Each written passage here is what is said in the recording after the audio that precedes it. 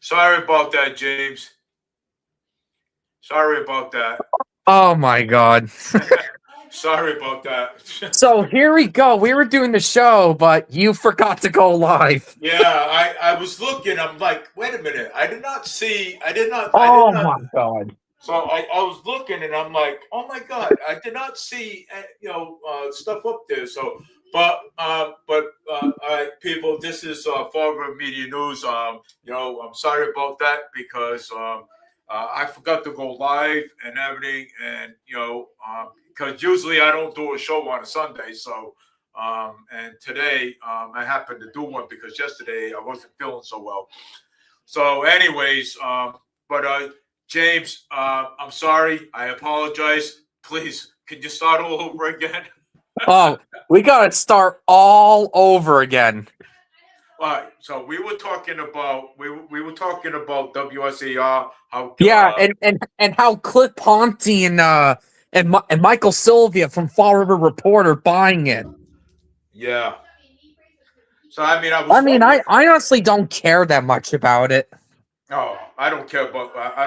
I don't care about that. Really? Because earlier you were like, "Oh, this is terrible." They were buying it. Yeah, but they were terrible. It is terrible. You know what I'm saying? It is terrible that they I bought mean, it. how is it terrible? Well, I mean, maybe it's going to probably be limits and stuff like that. Maybe there's going to be certain things that we cannot talk about. You know what I'm saying? So I hope that doesn't happen.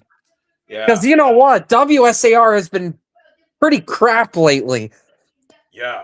I mean, they're refusing people like Jordan James Sylvia to go on. Oh yeah, they Yeah, refuse that. they would always hang up on the guy. Well, you know why? Because Jordan James Sylvia. Okay, Jordan James Sylvia, because he speaks the truth. The truth. He speaks the truth. And WSAI do not want to hear the truth. Well, they clearly don't like the guy's politics, so. Well, you know what? Jordan James Sylvia has been around in politics for a very long time. As far as I know, when I ran for Senate and City Council at that point. Yeah. Oh, yeah. I mean, he tried for a few times. Yeah, I mean, we all tried. You know what I'm saying? Hey, the best thing that the only thing we can do, James, is try. You know? Yeah, that's it, really. Yeah, yeah. So that's the only thing. Hey, let me tell you this. There's an autistic kid from Maine. He's running for Senate in Maine, and I was like, Really? wow.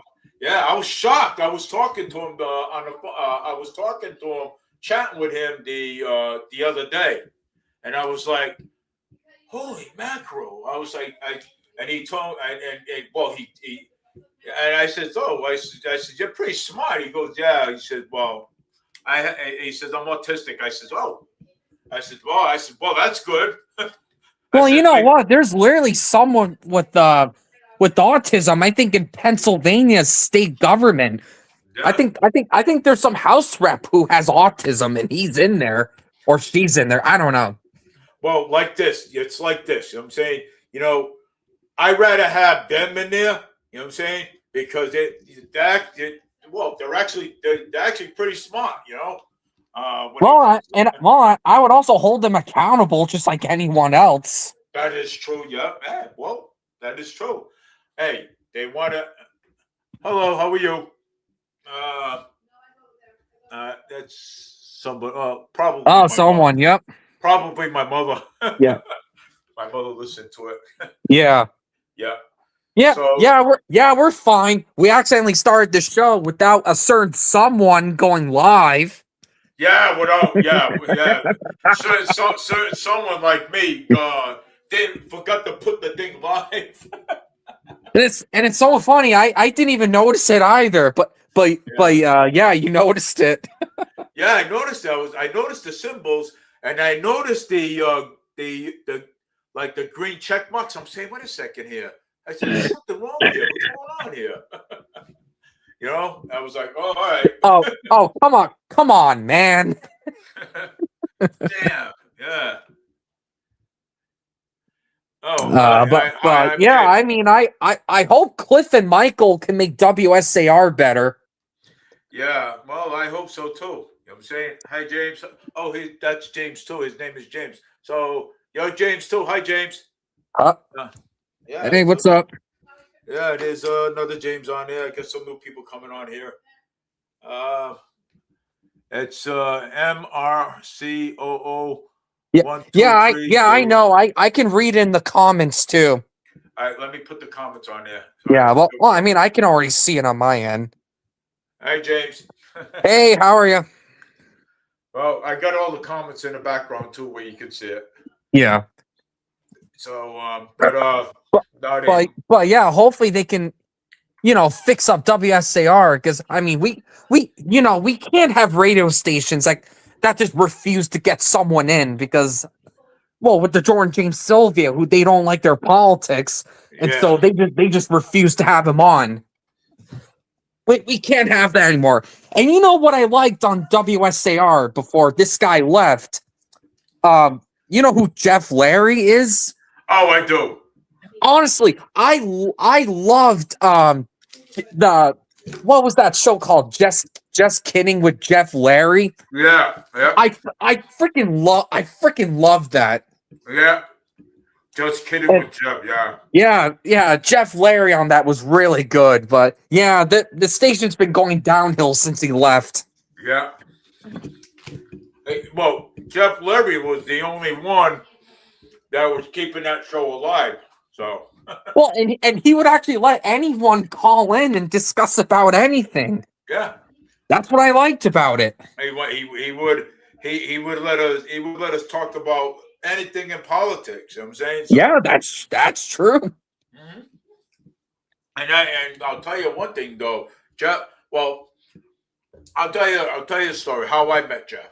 Okay, when I met Jeff. Okay, how I met Jeff when Jordan James Sylvia had his radio show done at Fall River Community Media. Yep. FRC Media. Yep. Yeah, when he had it down there, and then when he had it down there, and and I'll tell you, and then Jeff went down there. Jeff had his show down there too, and then later, for community media did not Yep. want people from the outside coming in no more. So they had to change it all back to only students from BCC could use it. Yeah. So, yeah, but then Jeff Lurie made Fall River Raw, and I used to call into Fall River Raw all the time. You know what I'm saying? And Fall River Raw. yeah. Yep, and I'll tell you, I love calling in all the time. When Jessica Machado was there, and Mikey Olivero was there. I'm telling you, but I'll tell you, they used to make, it used to be fun. I never been on this show, but I'll tell Yeah. you, I used to call in all the time. And there's also what is it also called? Fall River Experience? Fall River Experience. Oh my God, yeah. I don't know if that's still active or not. Fall River Experience is still active. It is. And Aaron All Nighter and the shows with Adam and stuff. I mean, I blocked Adam. Oh, Adam. Oh, yeah, like that Adam from your previous shows. Oh yeah, honestly, I almost lost my Facebook page because of him. What do you mean by almost lost your Facebook page? How does that make any sense? Well, I almost lost my Facebook page. Well, he actually swore. Oh, okay. Yeah. And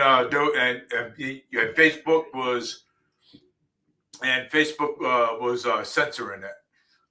Oh, okay. Yeah. Yeah, of course. So I mean, that's why I keep my Facebook private now. Yep. And I just use anybody wants to listen to my show, you got to come on YouTube now. Come on YouTube, type in Fall River Media News, and you can listen to all the exclusives on politics and what's going on in your neighborhood and what's going on throughout the whole entire nation. But other than using that for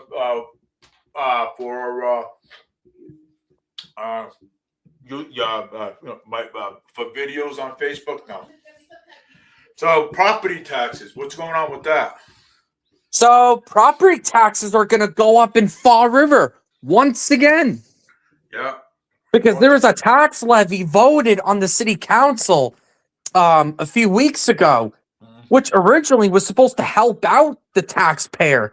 But I don't know how this happened. It ended up backfiring and caused commercial property taxes to go up. Nice. So, like I said, I don't know how that happened, but it did. And property taxes are going to go up once again. Yeah. And you know what that means? Rents will go up. Yep. Yep. Rents are going to go up sky high, believe it or not. Yep. Yeah. Just like how it has been in Fall River for quite a few years now. Yeah. And especially with Mayor Paul COOGEN and his weird fascination with market rate housing. Yeah. Seriously, you see market rate housing everywhere here, especially in the old mills. Almost all of them have been turned into market rate housing. Well, look at this. Okay, so look at this. Now the Wall Street, okay, the Wall Street, not the Wall Street. I think it is the Wall School over here in the Flint. Okay, that's at some point that's gonna be market rate housing too. At some point. Are you serious? That's gonna get turned to market rate housing. Yes, it is. Yeah, how is this gonna help anyone in Fall River? Mind you, Fall River is not a rich city. Nope. It's not a rich city at all. We're poor. Yeah. Yeah, I mean, the GDP per capita in Fall River is not big at all. And this mayor thinks it's okay to champion market rate housing. Yeah. Yeah. And go ahead. Oh, no, go ahead. Now, and I recently saw on Facebook, Boomer posted one of his houses. Okay, one of his houses.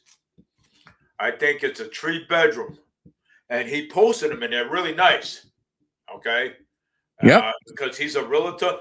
$2,000 a month for rent. And he wants first month and last month. And like I said, the property taxes are going up, which is forcing landlords and people like Boomer to raise the rents. Yeah. They have no choice. Nope, they have no choice to raise the rents. But if you have like a Section 8 or something, like a housing voucher, and at some point, I think the rents will stay where it is because they can't. I think the rents will stay where it is. But it's based on your income, though. Yeah, yes, but housing, if the property taxes go up and the insurance, housing will have to pay a little more to the landlord. But they'll have to pay more, yeah. Yeah. And especially with the water and insurance rates going up. Yeah. That's another killer. Owning these properties. Not only property taxes, but water and insurance rates keep going up. Yeah. Especially in Fall River. Yeah. Seriously, when was the last time the water bills ever went down in that city? It just always goes up. Well, back in, I think, something. That's a good, that's a good question. Let me ask ChatGPT that And question. CJ Ferry keeps bringing that up. Why doesn't the water rates ever go down? It never went down with Coogan, obviously. It No, never went down with Jazel. It never did with Will Flanagan, even. wait a minute, I hold think it might have been someone like Bob Correa, I think. on. Maybe. Or Ed Lambert. Taxes ever, Oh, you're looking it up? yeah, go. Let's see. Yeah.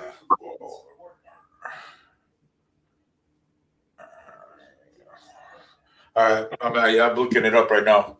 Yeah. Oh yes, it has. The water taxes have went down in Fall River. Yes, there have been times recently when Fall River water rates were held steady or cut to proposals to increase were adopted, but overall, the historic trend in a recent year has been rated increases, not increase here, but what happens in the last few budget cycles, times when rates didn't go up. Physical year of 2026 and 2025 and 2026 and April of 2025, Fall River City Council voted to keep water and sewer rates and the same as the prior year rather than approve proposal increase that meant water stays at $4.24 per 100 cubic feet and sewer stays at 8.11 per 100 cubic feet instead of going up. So and so while this wasn't the reduction in the rates but itself, but prevents a proposal increase from going into effect, which may residents saw a final break overall trend increase in earlier proposals has sought to raise water rates from $3.77 to 4.36 and sewer rates 6.06 to 8.11 from FY25 and a further increase where proposals for FY26 some reported surges and water rates is raising significantly over the last few years. Of one estimate said that around 31% increase from 2022 and 2026. What does this mean for residents? Actual rates are reductions are going down are rare. So yeah. So go ahead, James. Yeah. What do you think? What do Yeah. you think? Yeah. Yes. Steady. Notice. They always vote to keep it steady. They don't ever vote to lower it at all. Yeah. And like CJ said in the show, his water bill never went down. Nope. It never did. And I question. Actually, that sounds like it was made in AI. So I already questioned that. Yeah. So it seems like every time you look something up on Google, there's always an AI generated response. Well, I used AI to do it with. Well, that's the thing. You can't trust AI all the time. Wow. And yeah, the city council keeps voting to steady it, which I guess is all right, but they never voted to lower it at all. Yeah. Nope. And let me tell you, there's going to be a vote at some point in the city council to increase the water rates. It's going to go up. It's going to happen at some point. We all know it's going to. Yeah, it's going to go up. We hope Chris Peckham, Michael Canuel especially. Yeah. We all know Michelle Dion won't vote for it. Yeah. But it's the people like Cliff Ponte and Sean Kadim that they're gonna ask the tough questions with this. Yeah. They're gonna ask the true questions, but then they vote with COOGEN. Yeah. They vote, but they still vote for COOGEN. Yeah, they always vote for COOGEN all the time.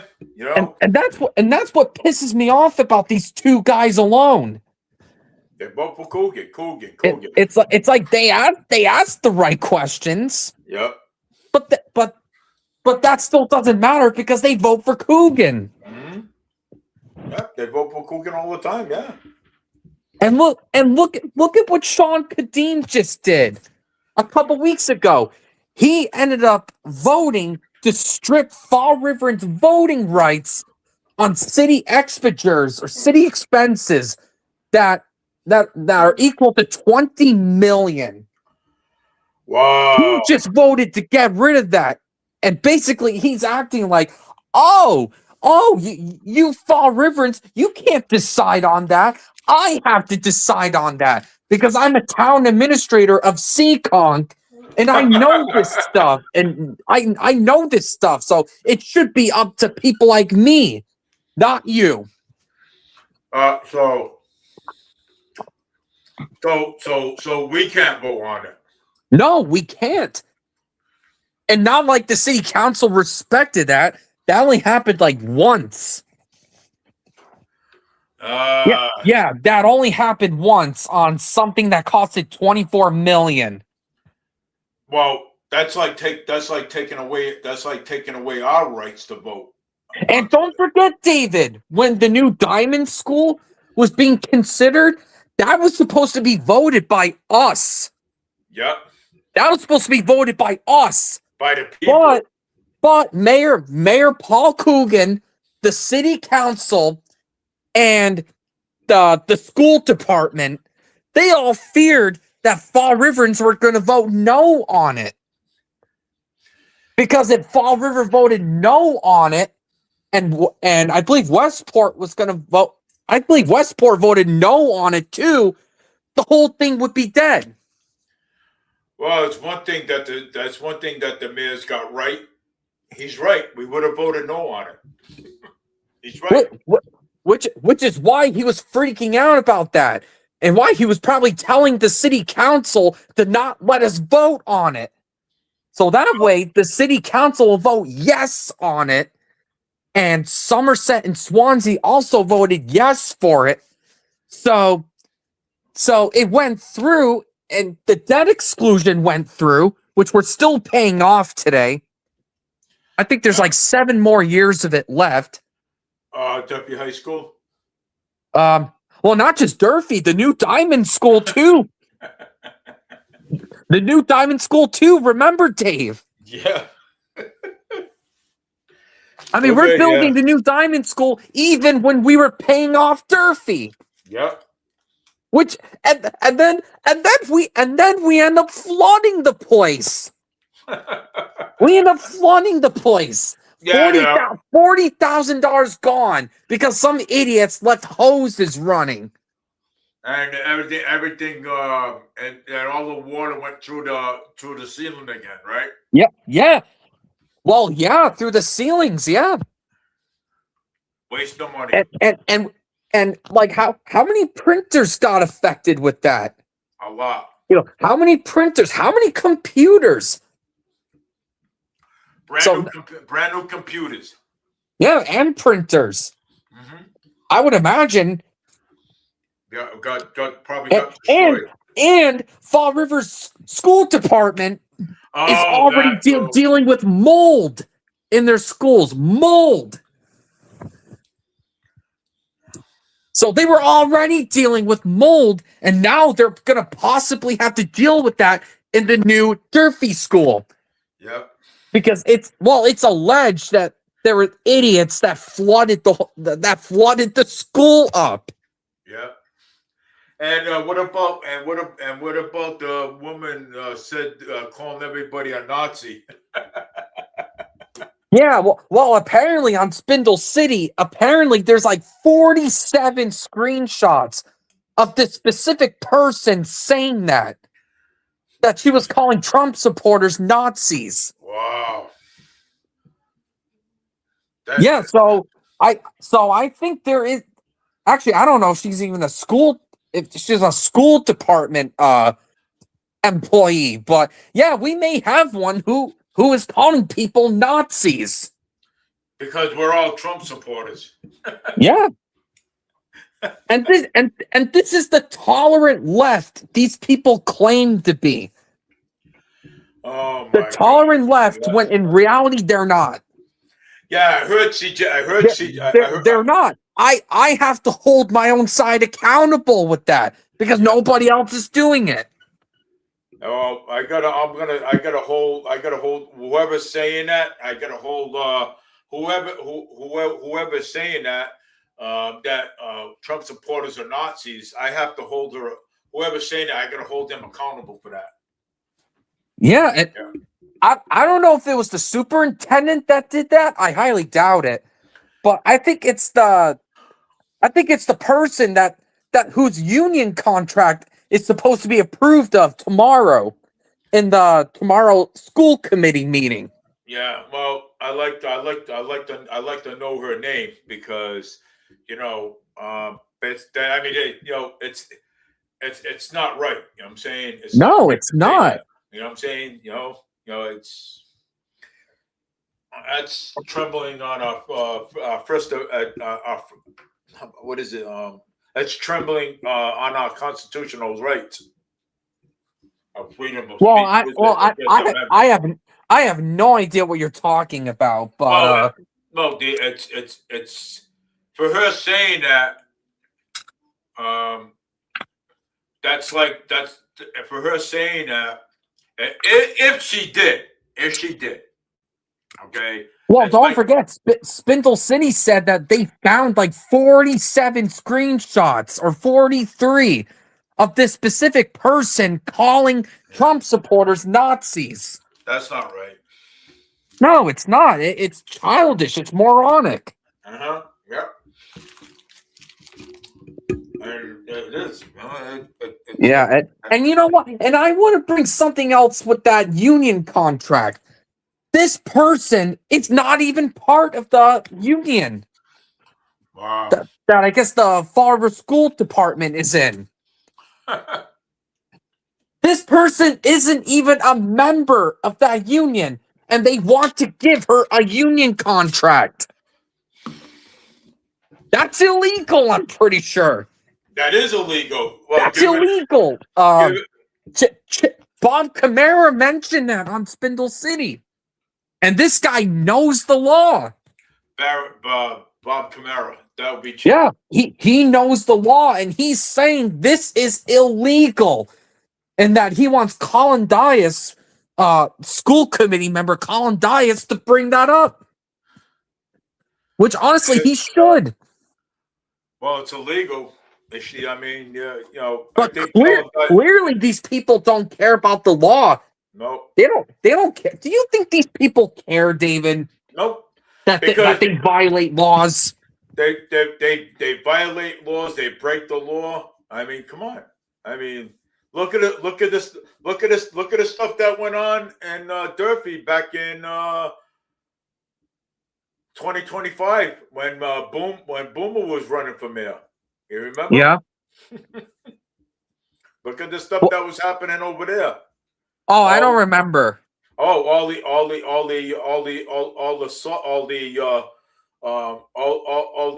assaults that were going on over there. Oh yeah. Well, Remember that's been known for years. Kevin Aguiar's been bringing that up a lot. Oh, he's still. That there's been potential assaults being covered up at Durfee. Yeah. That's hard. That's been. This is nothing new, unfortunately. No, it's I mean, that's all that's. Remember all that stuff? All that stuff was talked about in 2025. I guess I forgot about it, but that's nothing new. And plus, isn't there something with the security people at Durfee? Yep, I remember in 2025 too when they went out and when they went out and got they were going to the marijuana dispensaries and Right. buying That marijuana that's right. and That's right. also and bringing the drugs back into the school again. Yeah, wonderful. And everybody, Absolutely wonderful. and then you had the security guards having fun and everything. Hey, that's our school department. Yeah, why not? Your taxpayers at your tax money at work. Of course, my taxpayers paying for it. No, this is ridiculous. Yeah. And Fall River Schools has been one of the. Actually, I think it's almost dead last for school performances throughout the whole state. We're almost dead last. Good. Because look at the performance that they were doing at school back in 2025. Well, not just 2025 for years. Oh, years, yep. Yeah, I mean it's getting concerning with these schools because because especially with test scores, they're not the highest in the state. They're actually one of the lowest in the whole state for years. Yeah, you're right. I agree. And look at Michael and you know what? People are like, why don't we just throw money at this problem instead of actually trying to figure out how to increase test scores? They just want to throw money at it and expect it to fix it. Yeah. Money ain't gonna fix it, I'll tell you that. I mean, it plays a part, but it's not going to solve everything. Well, money does play a part in it, but money is not going to solve all your problems or fix anything else too either. Yeah, well, I think that superintendent needs to go. Yeah, the superintendent. Seriously, yeah. I have not heard good things from her at all. Nope, I haven't either. I noticed with her the faculty website where they actually leave their phone numbers where you could call their offices. Yeah. The superintendent removed hers. Wow. She removed hers because she wanted a quote unquote a more welcoming environment. More welcome environment. Welcoming environment. That's quote unquote, right? Yeah. Yeah. Oh my God. I mean, she doesn't care about her students. No, of course not. No, of course not. You know, it's not like it was when I was at Derby High School. I mean, I had some pretty good teachers over there, and I also had some pretty good principals over there too, at Derby High School. I'm trying to think. I cannot remember his name, but I'll tell you, the teachers are over there at Durfee High School, the old Durfee, and they were actually pretty good. Okay, they were actually the old Durfee, which is now a courthouse. Yes, which is now a courthouse. Yeah, that's the one on High Street, I believe. Yep. And and let me tell you, they were tremendous over there. You know what I'm saying? I remember my mom telling me about those stories from the old Durfee school. Yep. And I'll tell you, and that school was, I mean, you go to class, you go to class, and and when you go to one class, you go to your homeroom. Right, and then you go to your math class or your science class, and and after you're done with your own class, then you go to lunch. Then after lunch, then you go back to your homeroom, for your last class. Then after that, then you go home. Well, yeah, just like with any other school. Yeah, but I'll tell you, they were tremendous over there. And by the way, there was nothing wrong with the old Durfee school. There was nothing wrong. But then they're like, hey, Why not just build a new school? Yeah. So they built the one, not the current new one, but the previous one. The previous new one. Yep. And you know when they covered that, when they built that previous the previous new one, they built that one on there was swamp. They built that school. It was there. There was a swamp underneath it. Believe it or not, Wow. not the previous one, but not the. I think it was Not the current Durfee, the previous one. the previous one. There was a swamp underneath there. Yeah, of course. I remember hearing about that. Yeah. There was a swamp underneath there. I mean, Yep. And of course they're like, oh, we gotta build a new Durfee school now.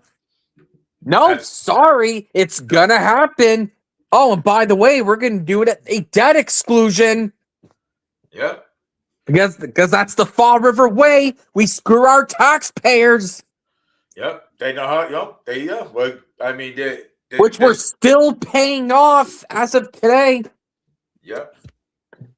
And on top of that, like the new Diamond School, we took it. The city council, without our consent, voted to have a debt exclusion for the new Diamond School. And we were building Diamond School when we're paying off Durfee. Yep. You can't make this shit up. No. Whoa, people wanted Mayor Paul COOGEN back in office. Oh, I guess Mayor Paul, so. Oh, Mayor Paul. Well, you know what? Let's put it this way. Okay. Oh, we wanted Mayor Paul. Well, you wanted Mayor Paul COOGEN back in office, but guess what? Okay. Mayor Paul COOGEN's been good to us. He did this. He did that. Full-time leadership. Where's the leadership? Full-time leadership. Where the hell is the full-time leadership we keep seeing with this guy's signs? There ain't no leadership at all. There ain't no leadership with him. Okay? I mean, people hate to work for this guy. Hell, we can barely even find people to work for the city because no one wants to work with Paul COOGEN. Nope. Nobody wants to work with him. Nobody. I mean, look how many police chiefs and fire chiefs this city has had since COOGEN took power. Yep. Look how many. Yep. Since COOGEN took power. Yeah. Mayor Paul COOGEN. Mayor Paul COOGEN.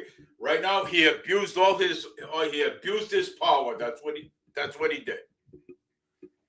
Well, yeah, he abused his power by he abused his taxpayers. Yes, he did. And you know what?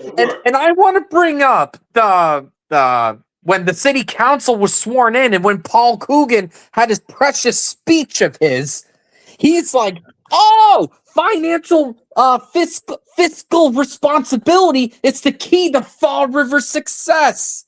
And the city's going the right places. Really? The city ain't really? Yeah. And you're the one to say fiscal responsibility? You increased our budget every year. It's gone up every year since 2020. Fall River ain't going nowhere. I mean, look at the ARPA funds this guy went through. We have no ARPA funds anymore, and he wasted almost all of it. But what about the 2.5 override?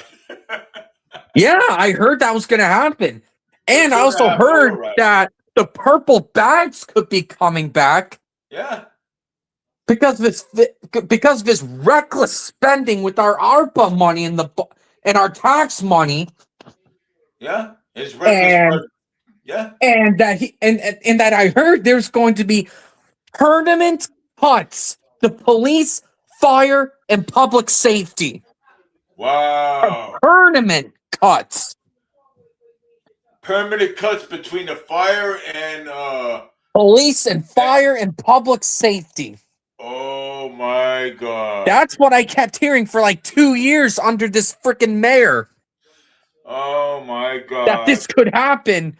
if Paul Coogan's been in office for pretty much how long he's been in power for. Oh my God. Yeah. The police chief must be going. Well, I don't know if that's happening under her. I highly doubt it. I highly doubt But it I too, remember I remember hearing that, especially when Paul Gavin was the police chief, and who's the other guy? Jose Carvados? Jose Carvados or something. I don't know. Yeah. Yeah. Jose Carvados. Yeah, that previous chief before Paul Gavin. Yeah. Oh my God. So and look how much he treated our fire department. Yeah. And as a matter of fact, former city councilor Ricky Tiff, he actually went into one of those fire stations and just showed how terrible they are. And Mayor Paul Coogan still did not acknowledge the fire station being with mold and paint peeling. Yeah. It was just awful. Yeah, and now for all these living conditions these firefighters have to go through. Yeah, and let me tell you, someone in Fall River that I know, he told me that some firefighters told him that once their contracts are up, they're not going to return. They're going to retire. Yeah. Because Paul Coogan hasn't done nothing for the fire department. He's done nothing. And the asbestos and that's right. And do you know that the fire department can get cancer off of that? Yeah, it's deadly. Yeah. Asbestos can kill you. And one shot. But no, Coogan doesn't care and keeps saying, "Oh, look how well our city is. Oh, there's no new crime here. Yeah. There's no new crime here. I can't even walk around at night." Yeah. Stop questioning us. Yeah.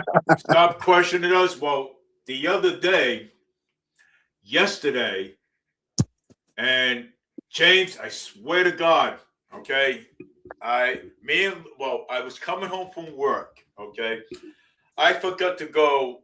You can ask Linda. I forgot to go and get the stuff from CBS, and I don't want to mention it because this is live. So anyway, Linda said, "Well, why don't you come home?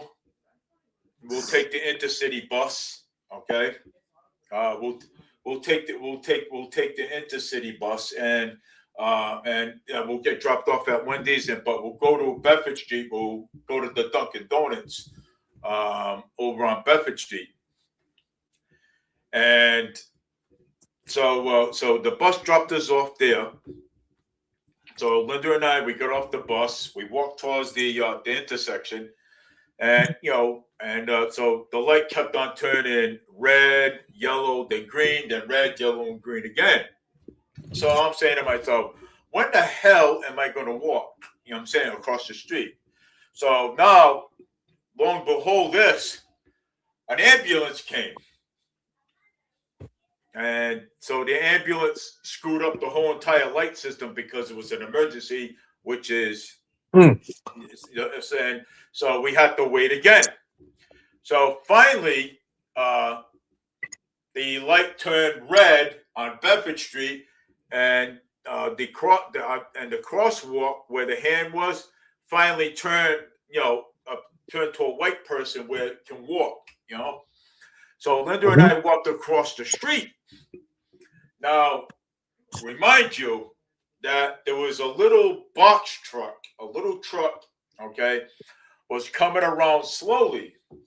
I thought the girl was waving at me, okay, and saying hello.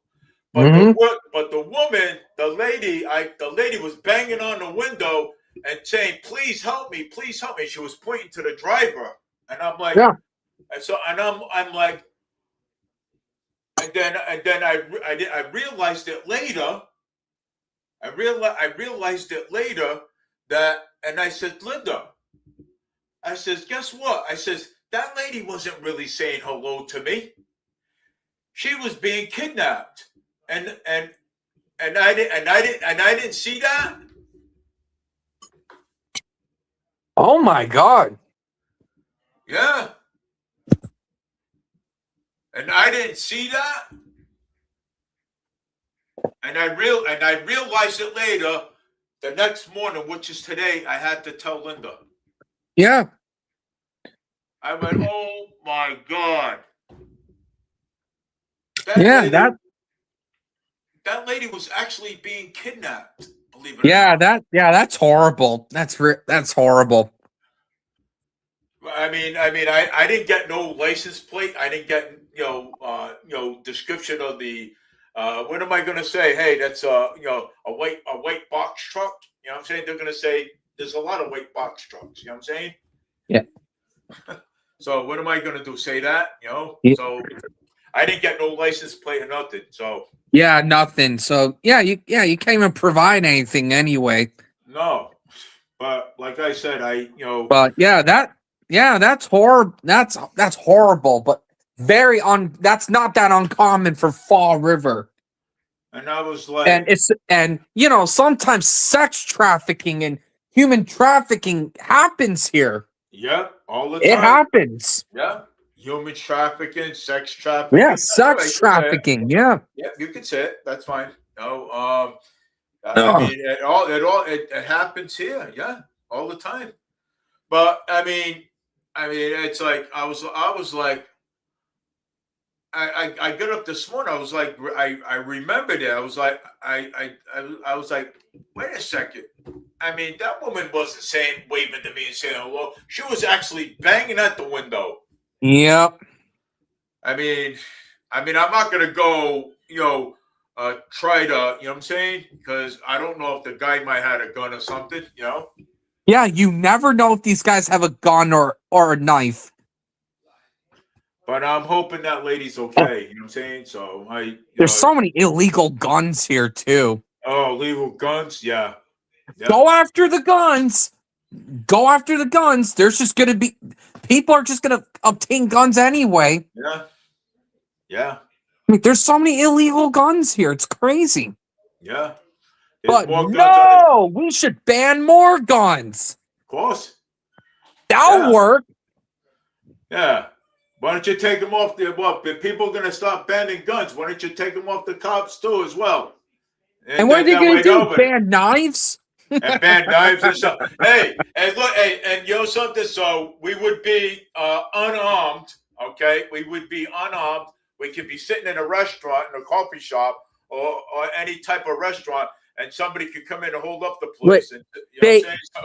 Wait, Dave. Dave. Yeah. We had gun-free zones at one point. Yeah. And we used to have signs that would say gun-free zone. Mm-hmm. Yep. And what do you think a criminal's going to do when they see that? Oh, these guys are unarmed. So and I got guns. Well, I'm going to do what I'm going to do there. Ooh, yeah. For a while we used to have gun-free zones. Yeah. Basically telling criminals, "Hey, commit crimes here." There you go. They're unarmed. You can go in a store, they're unarmed. You can go in a market, they're unarmed. You can go in Kentucky Fried Chicken, they're unarmed. They're not going to care if you rob them. Well, I don't know what they were thinking about putting gun-free zone signs at schools. They're mental. I'll never understand. No, I'll never understand it either. That's one thing I will never do, James. I will never understand it either. I mean, it's actually horrible, man. Yeah. Yeah. People guys. I mean, anybody that's watching this podcast tonight, I would urge everybody, hey, go out there, go get yourself a license, carry, you know what I'm saying, you carry or do something. Well, it's their Second Amendment right. the Second Amendment right, get out there and carry. You know what I'm saying? Because Fall River is not like it used to be before. You know what I'm saying? No, and there's illegal guns everywhere. Yep. Fall River. Yep. I There's mean, also Massachusetts has one of the strictest gun control laws in the country. And we got and we got at least even if we do the gun buyback program, which the state already did. Which is the state already did that. We still have at least there is guns still out there in the community. There is still guns out there. Yeah, and there's a illegal gun trade. There's a black market for guns. They got black market for guns and everything. Yeah. I mean, look at these criminals here who get arrested, especially when you go on Fall River Police Department's Facebook page. You should see all the guns that these officers found with these criminals.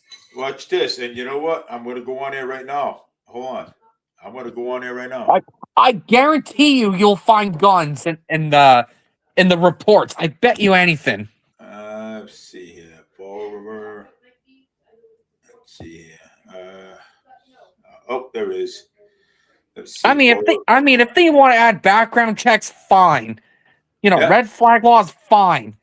But we can't ban any more guns. Well, it says here, law enforcement application today, but thank you for your service. And let me see here. It says, thank you to the local Wendy's for stopping by and dropping off breakfast in the support of our officers and recognition of law enforcement application today. Your generosity and support means a great deal to the men and women to serve this community and every day, especially during the early morning hours when a hot breakfast goes a long ways. We truly appreciate thank you, and your time and recognition to the officers and showing your continued support. And this one here, oh yeah, I got it right here. This one here. Wait a minute. Hold on. The shooting case was solved with the arrest. Let me see, in Fall River. Yep. In the early morning hour by January 7th. Oh, here we go. What? I literally found something. Go ahead. Actually, it's the post from January 5th, where it says in December, FRPD cast detectives, alongside with members of the DEA New Bedford resident office, executed a search warrant on 400 Stafford Road in Fall River. Find that post, and you'll see seized 5 firearms and 10 kilos. Oh, that's on the Fall River Police website. It's on the City of Fall River Police Department's Facebook page. I'm looking right now. And once you find it, share it. There's guns they already seized. Let's see this. All these illegal guns. Do you have it? Well, the problem is I can't share anything on my phone. Oh. So I can't do anything, unfortunately. I gotta find it. The police department's got a whole bunch. Yeah, go on their Facebook page. It's there. Vice Intelligence Unit arrested. Oh, Scott Home Donnelly. The City of Fall River Police Department. Come on, you like that guy, don't you? Oh, well, he works for. He's my landlord's husband's. Well, used to be his boss. So yeah. Oh, that's all right. But yeah, go on Facebook. Go on the City of Fall River Police Department's Facebook page. I'm looking right now. I'm trying to find it. And look for a post from January 5th. January 5th, huh? Let me see. Yep. And in the picture it says seized 5 firearms and 10 kilos. January. I mean, this is what our city has to deal with. Hard drugs, cocaine, meth, illegal guns. This Yeah. is what we have to deal with here. Let's see. January 5th posts. Yeah, I'm trying to. Oh, I'm on it. I'm on the police Yep. department's webpage. I'm just trying to, find it. January 5th. Suspect legal dumping matters. Industrial pot crime solved. Oh yeah, that's one thing I also have to mention. That Yeah. guy who kept dumping like 50 mattresses. Oh 50. man, that's a lot. And Home it's invasion. illegal. Jesus Christ. Home invasion. Sunday evening, fatal hit and run on Yep. Gilbertson Stafford Road. Holy mackerel, man. This is crazy. I saw the pub East Main Street. Well, that guy was already found. Oh, good. Yeah, that was So another thing I was gonna say. Fall River from FRPD for cast. That was a Elon Shabali of 36, young kid, huh? All the cash and drugs and stuff. Wow. Oh my God. They got so much up here. Yeah. Suspect attempt to extreme makeovers and watershed education. Suspect charged. Thanks to the FRPD for this year for helping out with the toys. With the toys for Christmas. So that was a great deal right there. Holiday season. They always do every year. Let me see. Windows, weapons, warrior witnessed. Yeah, one arrested on firearm seized. Yeah, his firearm got seized. Oh my God, there's a lot of stuff going on here. Holy God. I'm just looking for traffic updates. Oh, let's see what else is over here. Yeah. Fall River Police Department. Nope, Yeah, getting close to it. Well, I'm getting close. Community toy drive. I would Gabriel. share it already if I can. Yeah.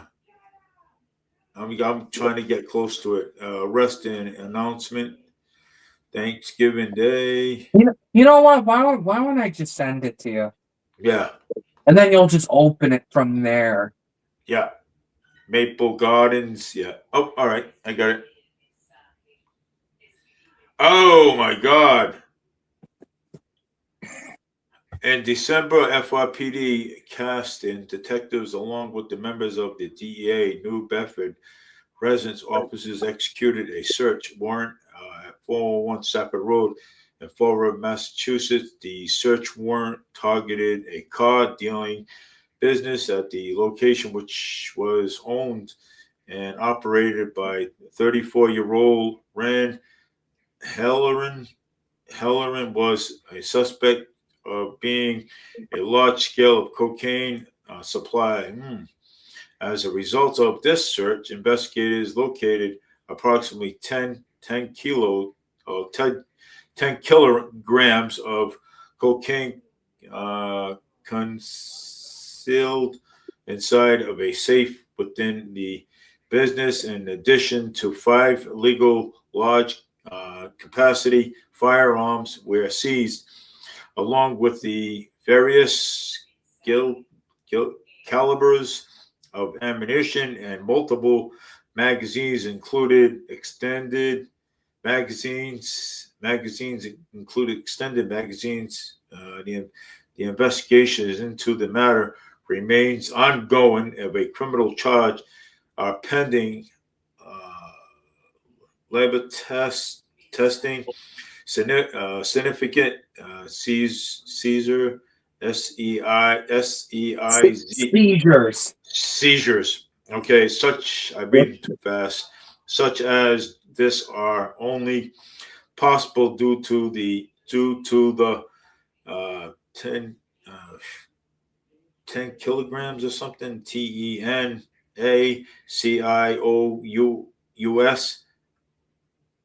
Yeah, TENA. Yeah, I mean, look at what the look what they seized. Can you share that Oh yeah, I so can. that people can actually see this? Yeah, I'm gonna. I mean, this is what the city has been dealing with for so long. Yeah, this is I mean, ridiculous. crime is out of control here. Yep. But Uh, no, our mayor's like, no, everything's wonderful here. This city couldn't be any better.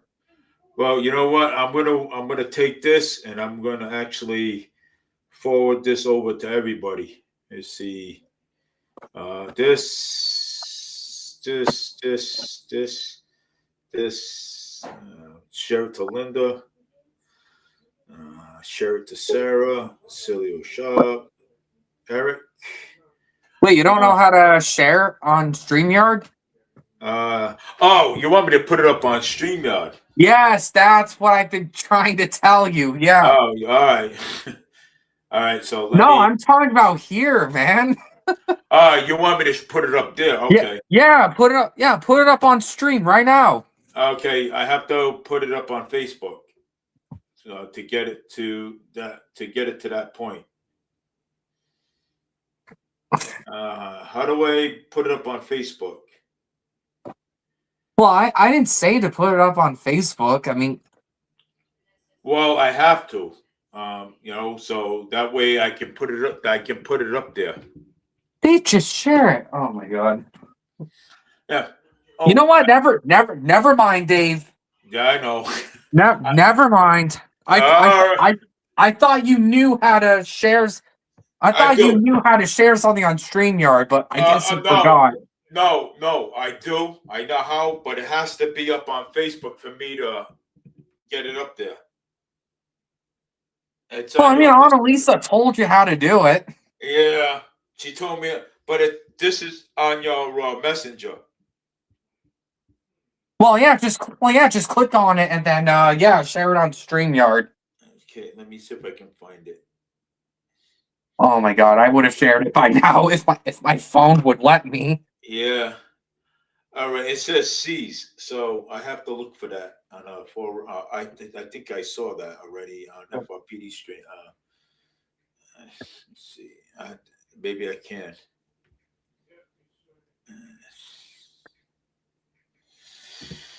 Uh, let me see.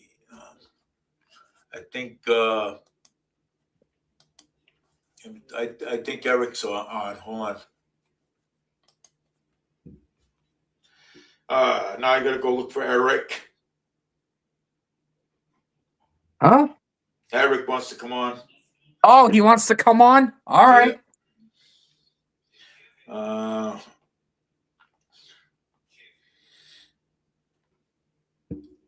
Eric, send me your email.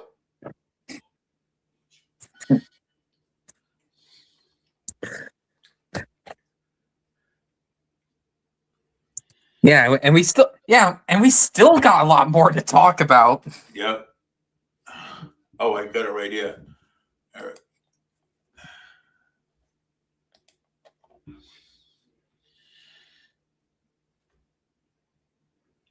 Come on. I send you the StreamYard link.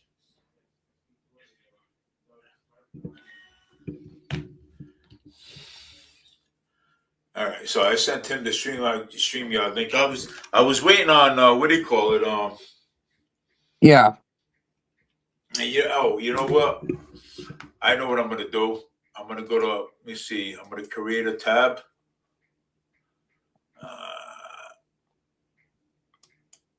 And I'm gonna go this way. Well, I'm gonna go. Let me see. Okay. Facebook. Then I'm gonna do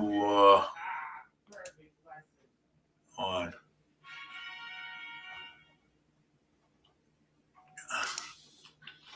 Okay.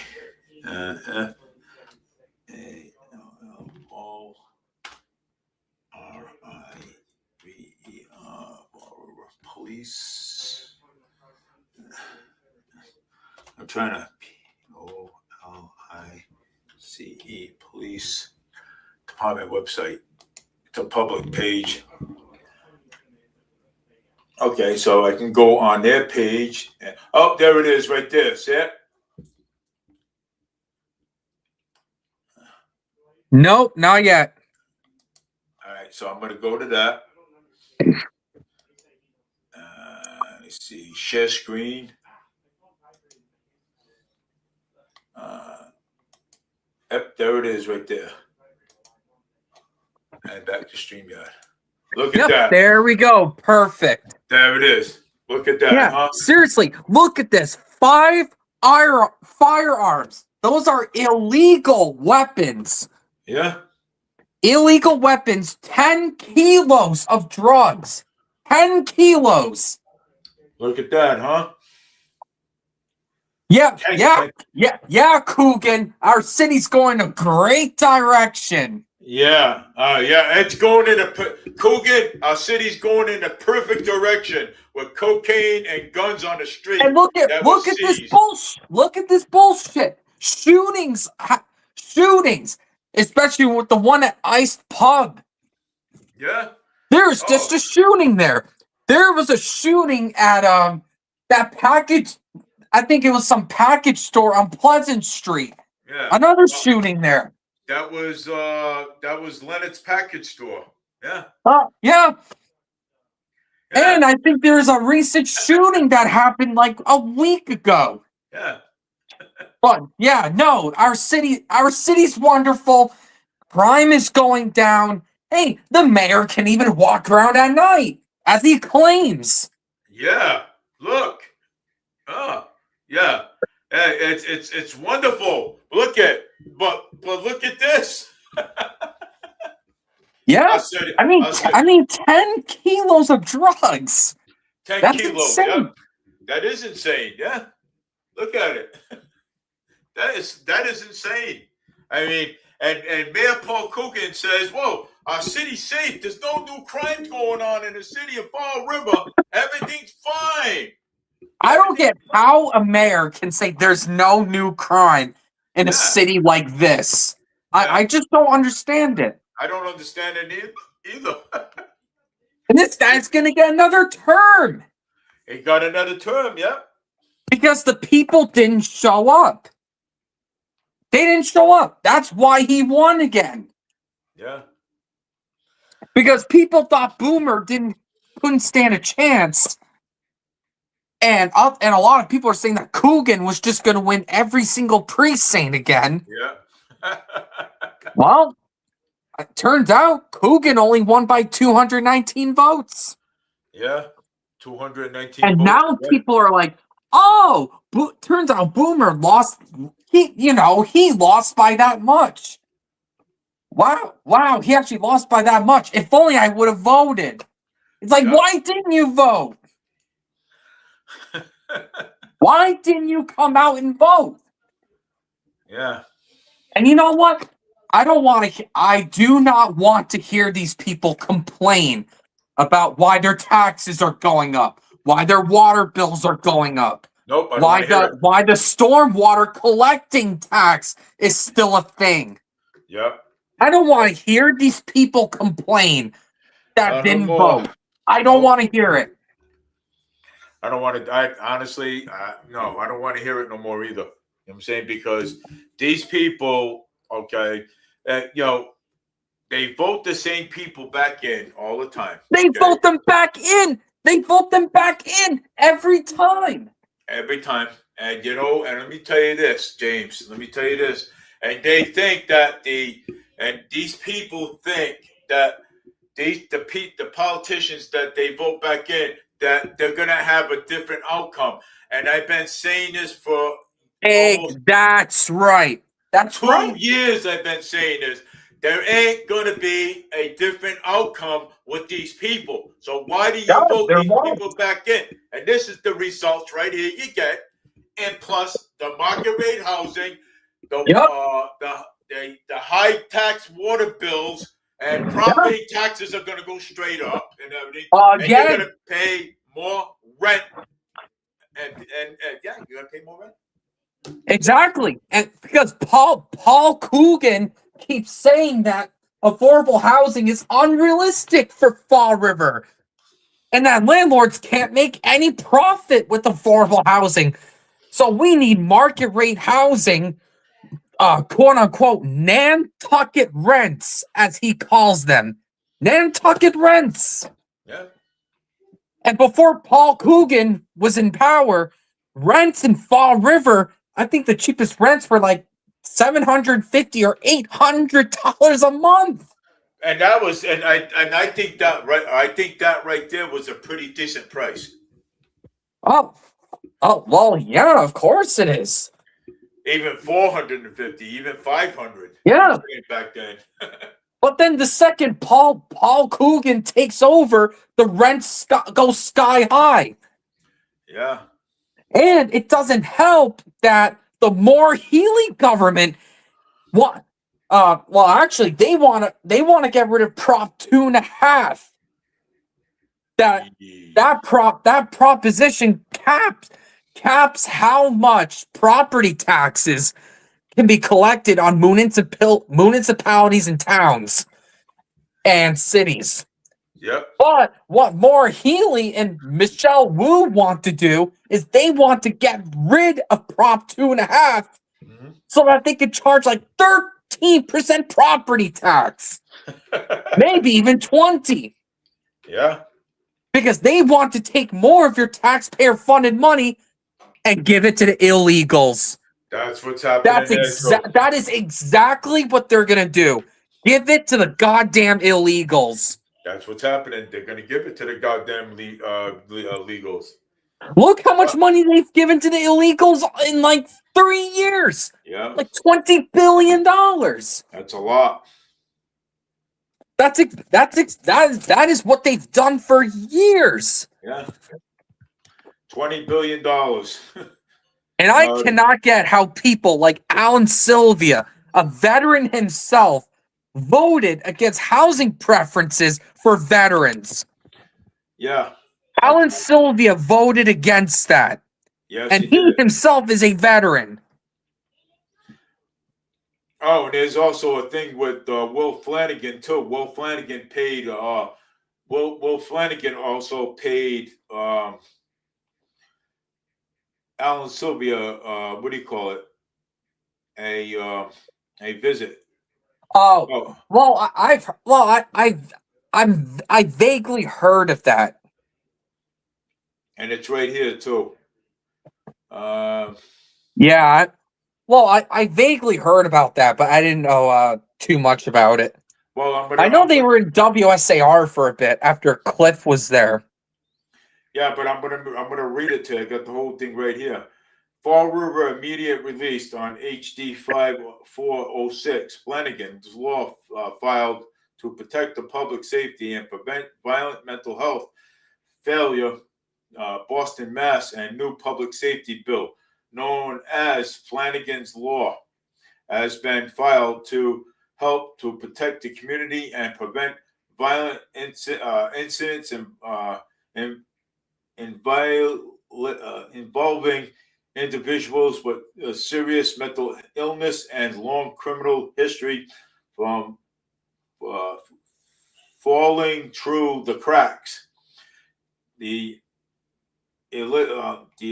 legislation has drafted after Will Flanagan, former mayor of Fall River and local business owner, was brutally attacked and stabbed by a violent, mentally ill individual with an extensive criminal record. And the incident exposed serious gaps in how state agencies share information about dangerous individuals who pose a clear risk to the public safety. Flanagan's Law would create an insecure, centralized information system allowing law enforcement and court probation, parole, and mental health professionals to better coordinate care and supervision and intervention for individuals who have the mentor. It's DMONSTRATED. What is that? Dementia. Dementia, right, James? Are you talking about demonstrating? Demonstrating, yes, demonstrating. Thanks, I appreciate that. Demonstrating violence behavior links to several mental illness.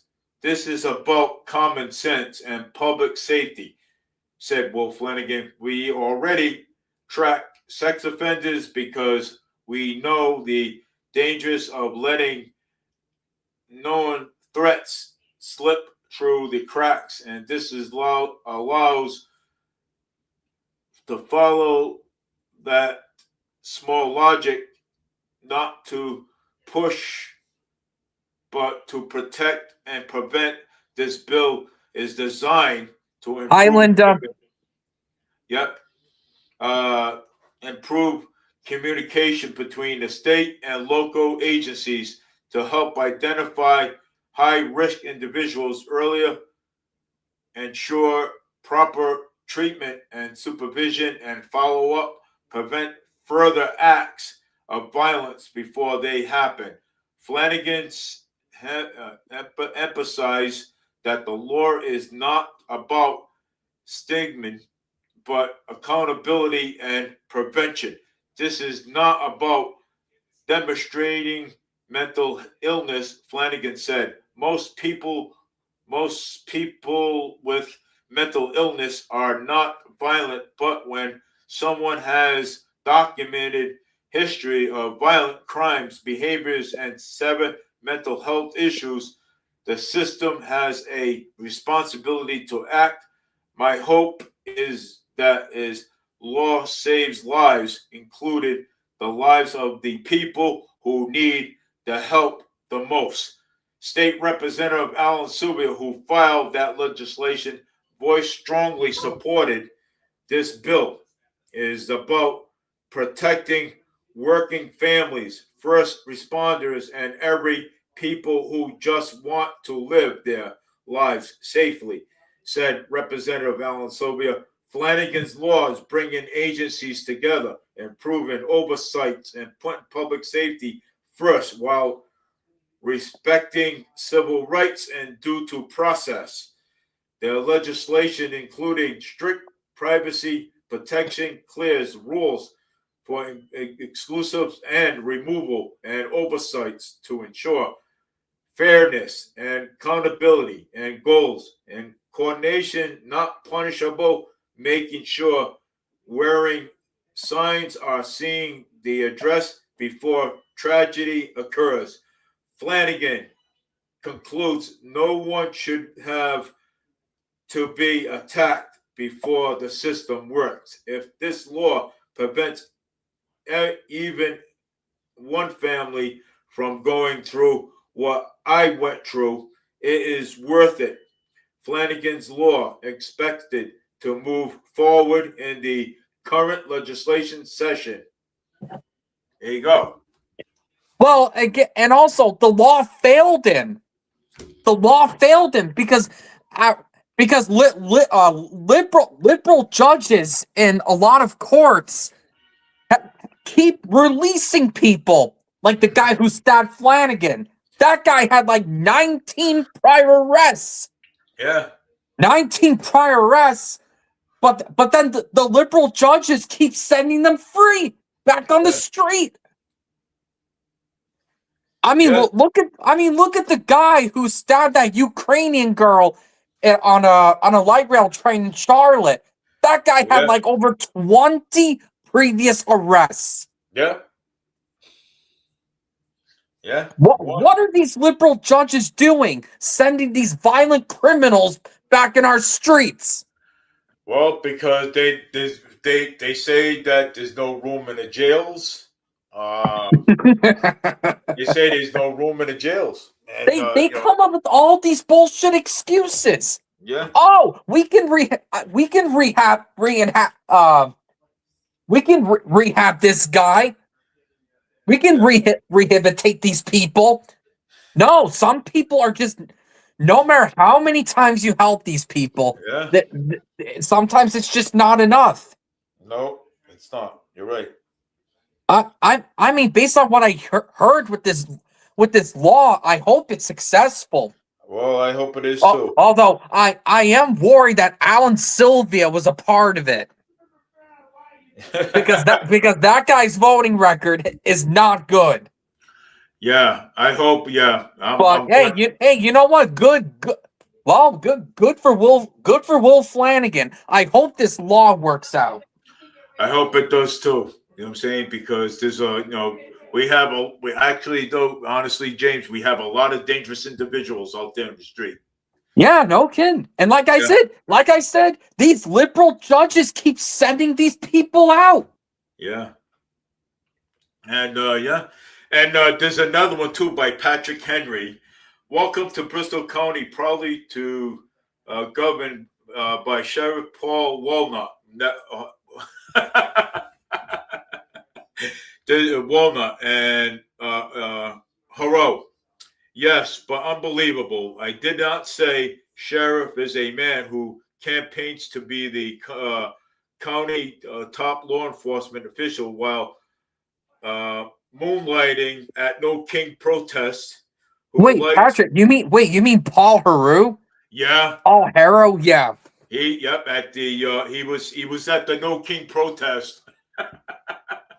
What is up with these people? Yep. Yeah. I mean, at least it wasn't violent. Yeah. No King protest, but who likes clockwork, managing to side against law enforcement every single time. Law enforcement involving. I cannot say that honestly that Sheriff Walnut has. That's Haro, but this guy's trying to be funny. Yeah, I know. I cannot say that honestly that Sheriff Walnut has no business wearing the badge, but he is a disgrace, and the Department of Uniform. And I want to mention something. Paul Haro recently claimed that prison suicides have been the lowest they've been in 30 years. Okay, that's what he's claiming. Okay, so disgraced by the Department uniform and very concept by the authority once again. Your LVY legend Phil oh Jesus Christ. These people, man, how they spell Legos or something. Phil Sulfur King took the social media to share his elementins stand on the Minnesota shooting, speaking with the confidence of the man who has clearly never carried a firearm, worn a duty belt, and placed in handcuffs on another human being. What do you think, James? Yeah, I don't know. Yeah, I don't know either, man. I mean, I'm not gonna. Well, I'm not gonna get into that. I mean, I think he's an idiot for participating in these No Kings protests. Yeah. I don't know. Yeah, well, I mean, they call him Sheriff Walnut. and he may have also lied about claiming that prison suicides have been the lowest it's been in 30 years. No, it hasn't. I don't know if that's true or not. Why don't we just look that up? I mean, I don't know. You know what I'm saying? I don't know. I mean, it's well, prison suicide. Yeah, he claims it's been the lowest in his prisons in 30 years. I doubt that. I doubt that. You know what I mean?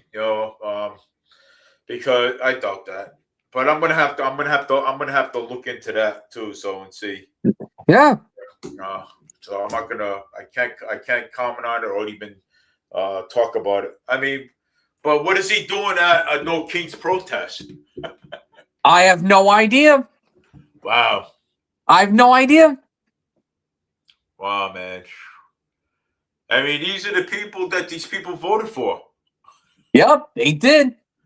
Yeah. And they're at No King protest. I'm glad there was no argument over there, but Yeah, Sarah and Burrow, Walnut. They come up with these good names, huh? Walnut. yeah. It's funny though, you know what I'm saying? And also with the Fall River Housing Authority, and I've also mentioned this as well. Why is the Fall River Housing Authority's pension system in the city of Fall River's pension system? Even though the Fall River Housing Authority is a federal housing authority. Yep. But it's still, their pensions are still under the city of Fall River. Yeah. Even though they're federal. Why isn't their pension systems federal? But no, it's in the city of Fall River. It's supposed to be state, ain't it? No. Their housing authority's pensions is supposed to be a federal pensions. Wow. The housing authority's pension system is supposed to be federal because it's a federal housing authority. So why ain't it? I don't know. For some reason, their pension system is under the city's pensions. That's no. That's You know what? There should be a ballot question. There should be a ballot question for next year to remove the Fall River Housing Authority's pension systems from the city. Yeah.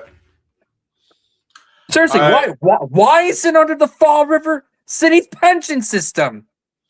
That should be moved from the city. That should be moved from the city pension system over to the federal. The federal, yes. Yeah.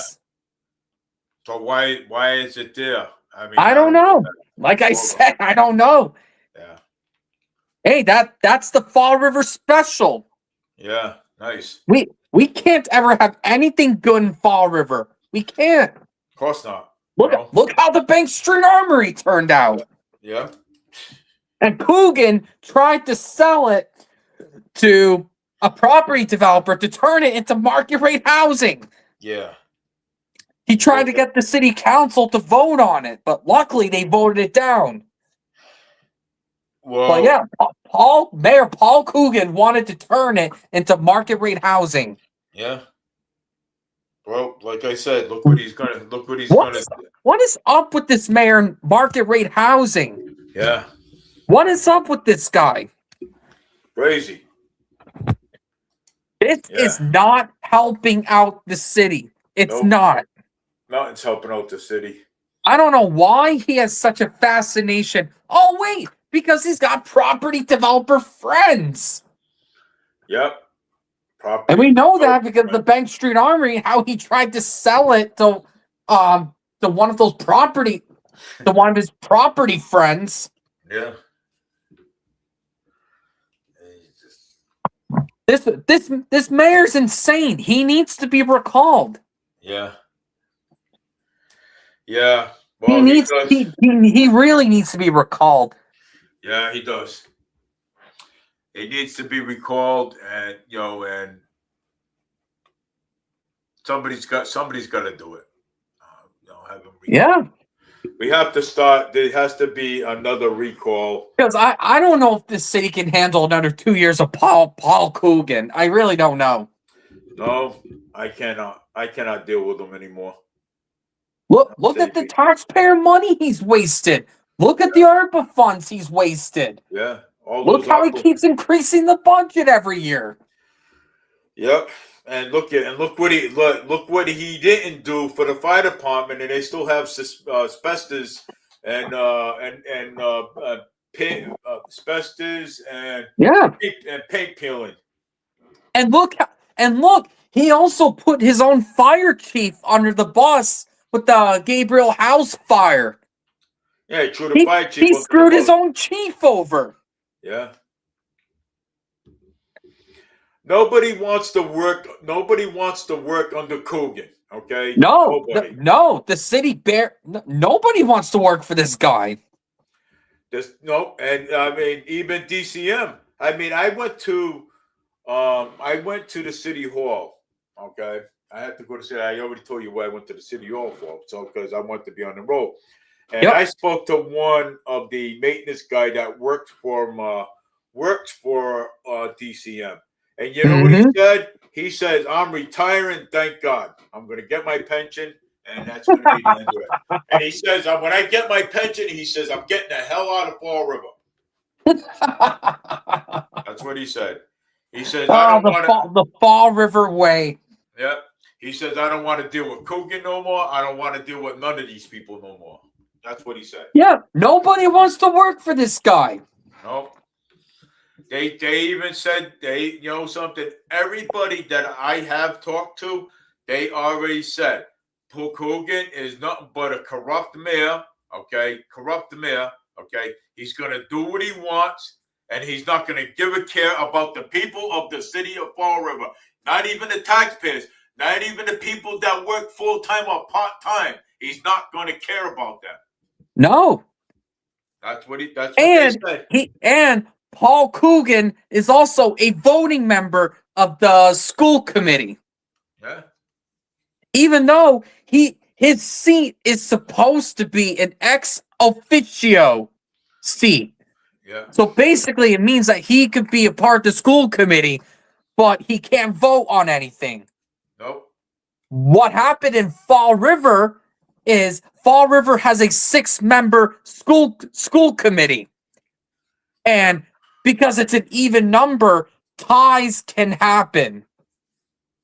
And so what Fall River did was they made the mayor's seat an official seat. Yeah. Instead of an ex officio. Yeah. That is why the mayor can vote in school committee elections. And that's another thing the charter needs to be improved on. There needs to be a 7-member school committee. Yeah. So that way people don't have to listen to Paul Coogan anymore and not have him vote on anything. Well, he shouldn't be voting on anything anyway. He shouldn't. He shouldn't. Like I said, he's supposed to be an ex officio member. But he's an official member and can vote on things because it's a 6-member school committee. Yeah. That's exactly why. And honestly, I don't think the mayor should even be in the school committee at all. I don't even think so either. I think they ought to do that charter all over again and exclude him out from being on the school committee. Actually, Dave, it's not just the charter. It's actually state law. It's Massachusetts law. Oh. When they did education reform some number of years ago. Oh. And basically, I forgot what law it was, but it says that that pretty much all cities and towns that have a mayor, their mayors have to be in the school committee. Again, as ex officio members. Ex officio members. Nah. Yes, basically they're in the school committee, but they can't vote on anything. But of course, stupid Fall River made their school committee a 6-member one. So that way they could just make the mayor an official member so the mayor can vote on school committee votes. Oh my God. It's ridiculous. It really is. No, you're right. You're right. It is. And that creates conflicts of interest, especially for the mayor's political ambitions. Yep. Which is what Coogan has done already as a chairman, as a member of the school committee. Since we don't have 3 people, the other 2 on tonight, I'm going to go up until 9 o'clock tonight. Yeah. Well, didn't you say Eric was going to come by? Yeah, but he's not. But he's not. Oh, all right. Well, I mean, he can go on the next show. Yeah, he'll which is tomorrow, I believe. Tomorrow. What's tomorrow? Monday. Did I say Monday? Yeah. Didn't you say the new schedule was Monday and Saturday? Or was it Yeah, Tuesday and Saturday? it was I supposed to don't be. know. It always changes. Well, I know why, because Eric works. So Eric works, Well, yeah. and Yeah, I know that. oh, wait a minute. Let me see if he's still on. Let me see if he's still on. Uh, And I don't think Jake Bradley's on because the Patriots game is on. yeah, And obviously he wants to see that. yeah. Eric, what day And do you and, work? and Jake Bradley, if you're watching this, I don't know, man. I don't know about the Patriots. Oh, the Patriots. I don't know, man. If they lose, I will give you so much bullshit about it when I see you next time. That's right, man. Patriots, brother. Yeah, Patriots. I'm actually a Baltimore Ravens fan, Yeah. Well, I think the Patriots. and they didn't make it because they lost to the Steelers in their last game. Oh, the Patriots. No, the Ravens. Oh, the Ravens. No, they lost the Steelers. Yeah. Oh, really? I know the Patriots won though. Well, I mean, we'll see about tonight. Well, if the Patriots win tonight, man, you're probably gonna own Jacob Bradley so much money. Just imagine though, Patriots. But I heard that quarterback is doing really good. He's better than Tom Brady. Oh, Drake May. Well, I don't think he'll be better than Brady anytime soon. But Yeah, it seems like he's going to win MVP this year. yeah, Yeah, either him or Matt Stafford, one of those two. yeah. But I heard though I heard that the new quarterback though, he's really good though. I heard. Yeah, he's been having a good year. Yeah. Because you know why? Because I've been going on uh what do you call it? That New Bedford there where they talk sports and stuff. Yeah. I've been going on that, and I've been commenting on that because they've been talking about the Ravens. They talk about the Ravens. They talk about the Patriots. They talk about college sports. They talk about a lot. You know what I'm saying? Oh yeah. So I actually been going on there and listening to it. No, it's I think it's the guy that does the WBZM New Bedford radio station. Okay. Yeah, yeah. So I mean, if you go on it and they talk about they talk about college football. They talk about the Patriots. They talk about all the sports, even baseball, Red Sox, White Sox, and stuff. Yeah, they even actually talk about that. So they talk about everything. I mean, and the guy that really talks about it is also a coach himself at a college university, Hmm. football coach at I, university. I mean, I've heard about these guys a bit. Yeah. Oh, and actually, every time you see the city council, sometimes the counselors just don't show up on city council meetings or their respective committees. No, they don't. They don't show up. No. And They're on vacation. and they do it all the time. Yep. And let me tell you something. I think there should be something in the charter that says that if you miss too many meetings, I think their pay should be docked. And yeah, and I think if they I miss, think it should. Just like if you don't show up for work, you get written up. You That's do it right. again, write up. You do it again, you're fired. That's right. So I think the charter should make it where if they miss a minimum number of meetings, that's for non-medical reasons, they Yep. should get their pay docked. Then they do it again, they get suspended. They do it again, they should be forced to resign. Yep. Because they Yep. are elected officials. And they're supposed to be They there work working. for us. That's right. They work for us. It's not the other way around. They do work for us. No, We it's not. fund their salaries.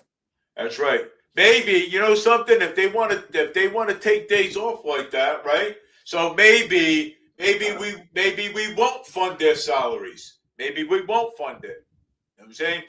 Because if you notice, they just don't show up. Nope, they don't.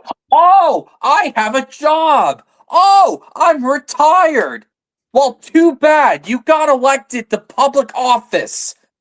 You represent people. That's Show right. up. Absolutely. That's right. I'm getting tired of that. Yeah, they get no because what they're doing is that they are. Oh, I gotta go on vacation. I gotta go on this. I gotta go on Well, that. you know what? They should have planned that months ago. That's right. They should have planned that months ago. Bob Camara, when he was the union of the Fall River Fire Department, he said he had to request his vacations like almost a year in advance. Yeah. He couldn't just do it whenever he wanted. And I that's heard how it, it should be for the city council. and I honestly, I did hear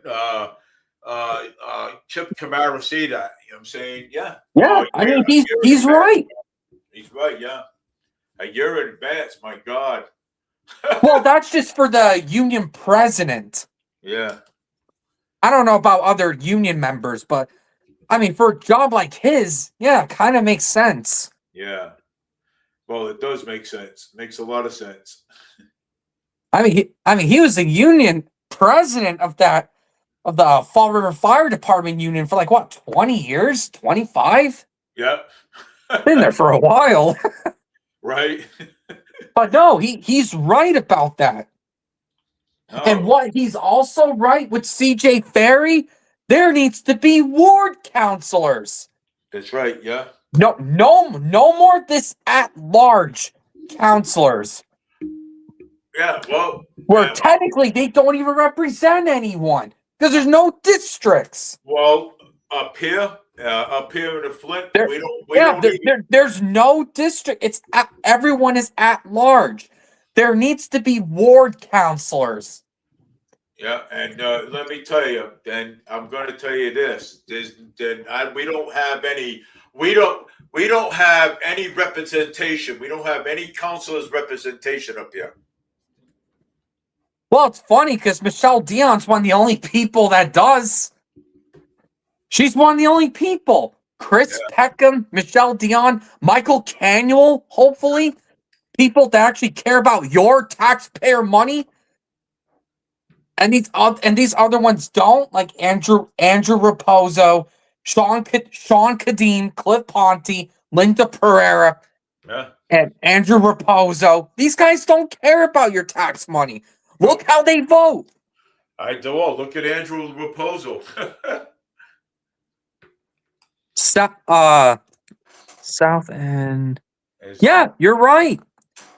You're right, Linda. Seriously, when was the last time that area was actually represented? When was the last time? You certainly haven't seen it under Paul COOGEN. COOGEN only cares about the North End. Yeah. That's all he cares about. His neighborhood and the North End. Doesn't care about the Flint. He doesn't care about people in the South End. He doesn't care. Oh. I mean, look at the Flint area. It's still a disaster. Yeah. That area is terrible, and he hasn't done anything. Look at Quequechan Street. Look at Quequechan Street. Look at Pleasant Street. Pleasant Street is still got holes in the street. Quequechan Street. I stand at the bus stop over there, and there's still holes everywhere. Yeah, of course. Look up the previous videos where I was standing. How I was talking about the Quequechan Street, the holes there, and there was furniture along the along the street with no yellow tags on them. And look what the city is dealing with too. They're $2 million in debt in healthcare. Fall million River's in debt left. $2 million to healthcare. We keep sending money to Westport, despite Westport not giving us a single dime out of it. Nope. I mean, we're still paying all of these debt exclusions. Yeah, we're paying Westport's bill, okay? Because Westport owes us money on water we keep sending them. So we need not to send them any more water anymore. And That's right. Let them get their own water until they stop paying us. That's right. The water that we keep sending them. Yeah, and Westport still refuses to pay us. Yeah. Seriously, we should stop giving them water. Yeah. Well, and let us keep the water over here on this side. Yeah. You know? But no, we keep sending them water, and Westport refuses to pay Fall River. Oh, and the rainwater tax too. We need to. Why is that still a thing?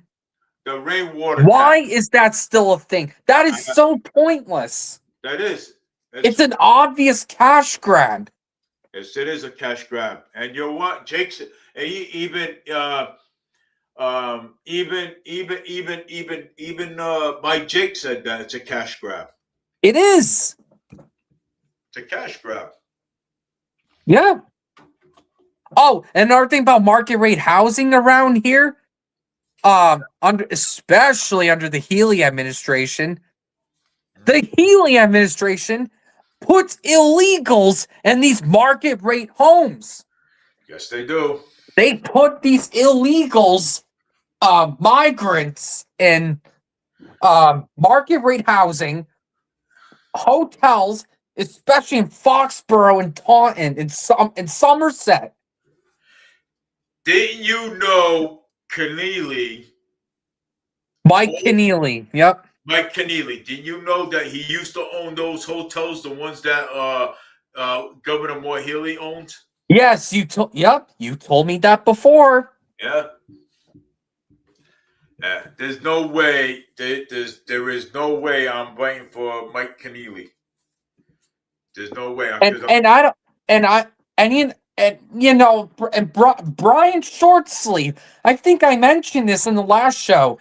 With Brian Shortsleeve, he was on Fall River Reporter, and he basically said, "Well, New Bedford's the aid money sent to New Bedford like 10 years ago was $28 million. Their aid money today is $28 million." He did not mention anything about Fall River, and he was on Fall River Reporter. He didn't even bother to mention Fall River. Oh my God! He didn't. Did Mike Keneally did? Well, I mean, Keneally wasn't even interviewed by Michael Sylvia at all. Yeah. Well, but no, Brian Shortsleeve, when he was interviewed by Michael Sylvia from Fall River Reporter, he didn't even mention Fall River at all. Yeah. So does he actually care about Fall River? I don't think so. Well, we're gonna have to see. You know what? I think he's gonna trick people in Fall River and Bristol County to vote for him. And then he's just gonna do the same thing Healy does on some things. Oh boy. I wouldn't be surprised. And you know what? I don't trust the two parties anymore. I really don't. I wish we had an independent governor. Yeah. I wish we have an independent or someone that's not in the two parties. Well, you want to vote for me? I'm on a roll. I know you are. So you want to vote for me?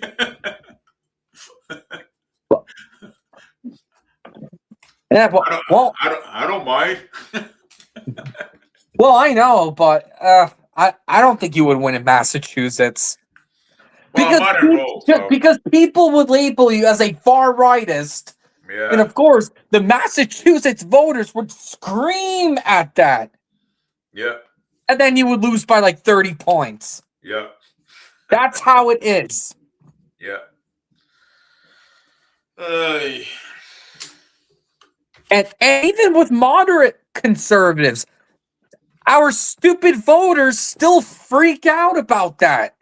yeah. Screaming, pulling their hair, Oh yeah. gripping, uh, grinding their teeth. Yeah. It's But, unbelievable. They act oh, like that, even to moderate conservatives and, that run for anything here. and you can't make this shit up. No, you really can't. Well, I mean, I basically my thing is, just say if I was running for governor, all right, just say. And what my thing is, I would actually, not, I would mention Fall River, for one, because I know Fall River needs a lot of help out here. Fall River needs a lot of support, help and support out here because Help is an understatement. but one help is an understatement. You're right. Big You're absolutely right. understatement. But I mean, because of the funding. First off, I would start with the public safety, the police department. I would And actually, stop giving the illegals funding, and please. and this is what I would do. I would help the fire department staff their fire department with funding.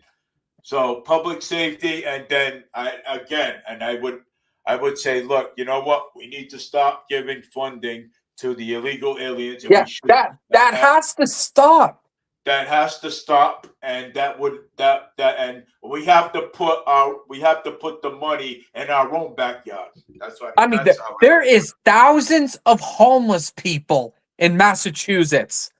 Yep. There's thousands of homeless people and homeless veterans. Yeah. Veterans that gave their service to this country. Yeah. But no, they're still homeless and the illegals get preference over them. How is that fair? No, that's not fair at all. Healy is anti-veteran. Yep, she is anti-veteran. And so was Alan Sylvia, who he himself is a veteran. And then the electric, the electric. Oh, I'm so glad you mentioned this, especially the quote unquote delivery fees for gas and electric bills. The delivery charges that cost more than the actual bill itself. And you know something though, and those pipelines that Healy bragged about it. She bragged about it. I would actually bring those pipelines back again. Okay, so that way I would actually bring those back again. I would. Wait, back again? They were never here. Well, they were never here. She defeated 2 new pipelines being built, and she bragged about it. Well, I would actually, they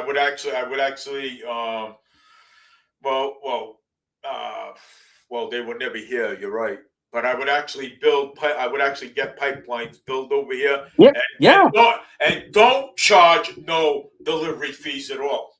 Which Healy approved on. Yeah. She approved it. The general court voted off on that, and Healy signed it. This YouTuber, Mike Urban, exposed it. Yeah. He's been exposing a lot about this thug administration. Yeah. They're thugs. Yes, they are. And that's why I said I would actually not charge delivery fees. You know what I'm saying? I mean, how can you sign off on that? Allowing, National Grid, EverSource to charge whatever the hell they want with these quote-unquote delivery fees that are more than the actual gas bill. Oh, Linda asked you a question. Oh, yeah. Paul Heroux is tricked. Oh, yeah, we were talking about him earlier.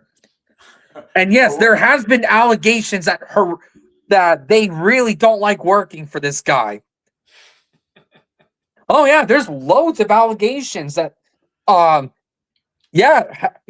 been treating them awful. Yeah. Nobody wants to work with this guy. Nope. And he claims that prison suicides have gone down. to the lowest in 30 years. I don't believe that for a second. I cannot believe. I don't believe that for a second. Dave, they're all politicians, pretty much. Yes, you They are. make up numbers. They inflate numbers just so they can keep their voter bases to steal their votes. Yeah. Yeah. That's what happens with a lot of these politicians when they give their own statistics. And did you 8 out of 10 times it's not true. Did you ever and also did you ever listen to the Kudo show with Bobby Kudo show? Yes, Bobby yeah, Kudo show? yeah, sometimes, yeah. Yeah, with when he was talking to oof. I mean, I've seen the one where he brought in like Sean Kadeen. I saw that one. Mm-hmm. I saw the one where he brought in Colin Dias. Yeah, and Boomer. Matter of fact, Boomer. I also saw the one where Chris Peckham was in there. Yeah, Boomer. And he recently brought Boomer and someone else on. Yeah. Oh, I forgot what that other guy's name was. It starts with a J. But that guy Boomer were debating about that ice incident in Minnesota. Yeah. And they were basically screaming at each other. Oh yeah. Yeah. Well, I believe it's terrible. The liberals and conservatives, they are killing each other over this one ice incident. Well, they're killing each other. No, I've already said it, and I established it. I says I'm going to let the investigation play out, because if we say anything, if we say anything about it, you know what's going to happen? We're going to get attacked. Oh yeah. How about it? So we sure will. And and especially me now. You know what I'm saying? So. Especially me. And yeah. So that's why I prefer I prefer not to talk about the ice incident. Yeah, because there has been intense debates about it. Yeah, and I mean, very, very intense. And then there's also in Minnesota, there's been violence and everything else going on over there. Look at the fraud that was discovered. This $9 billion fraud to the quote unquote daycare centers with no kids in them. Yeah, $9 billion. No kids. And James. one of them didn't even spell learning right. It was called Laring. Yeah, James, me and you should go and have we should set up a daycare, me and you, right? With no kids in there, right? So that way we can get taxpayers' money too. Yeah, right? We'll be like screw the taxpayer money. We're getting it. We're gonna be rich. This is gonna be foolproof. Yeah, but guess what happened? Hey, let's do it without a license and see if we don't get caught. Well, you know what happened? Like, it wasn't CNN that found this out. It wasn't MSNBC, Fox News. No, it was an independent YouTuber. Oh. I think his name is Nick Shirley. Nick Shirley, huh? Nick Shirley, I think his name is. And yeah, he ended up exposing the whole thing. Yeah. Yep, its staff was attacked by an enemy. That's what they did to provoke it. Huh? Yeah, there it is. And there's always something about Paul Hero that keeps coming out. Like, something always comes out with this guy. Well, he claimed. So I think we need a new county sheriff. There's just too many. There's just too many things reported about this guy. Well, we got to get a new county sheriff. Just like we got to get a new district attorney. Who even is a district attorney? Tom Quinn? Tom Quinn, yeah. Matter of fact, there's somebody running against Quinn, too. Wow, he's still in there. Wow. Yeah. He's falling asleep at the wheel. Oh my God. I mean, But you know what? We need new politicians, and especially in our federal districts. But everyone keeps voting them back in. They keep getting back in. Yep. And every time. we gotta, Alan Sylvia, Michael Rodrigues, Jake Claus, Jake, yeah, and all of them are pretty much paid off by foreign government with the APAC money. They keep accepting it. yeah. They keep accepting it. Well, APAC is a foreign agent. Yeah. Well, And with foreign agents in America, they have to be registered. But APAC is exempt for some reason. And they keep buying our politicians off. Yeah. And look, and we also have to do this, okay? Any mayor or any city council, any elected official, okay, goes to a bar, okay, has a few beers, comes out and hits a car. Any elected official, they should put it into law where that, don't call your police chief, call the regular police like everybody else does, okay, and file a damn report.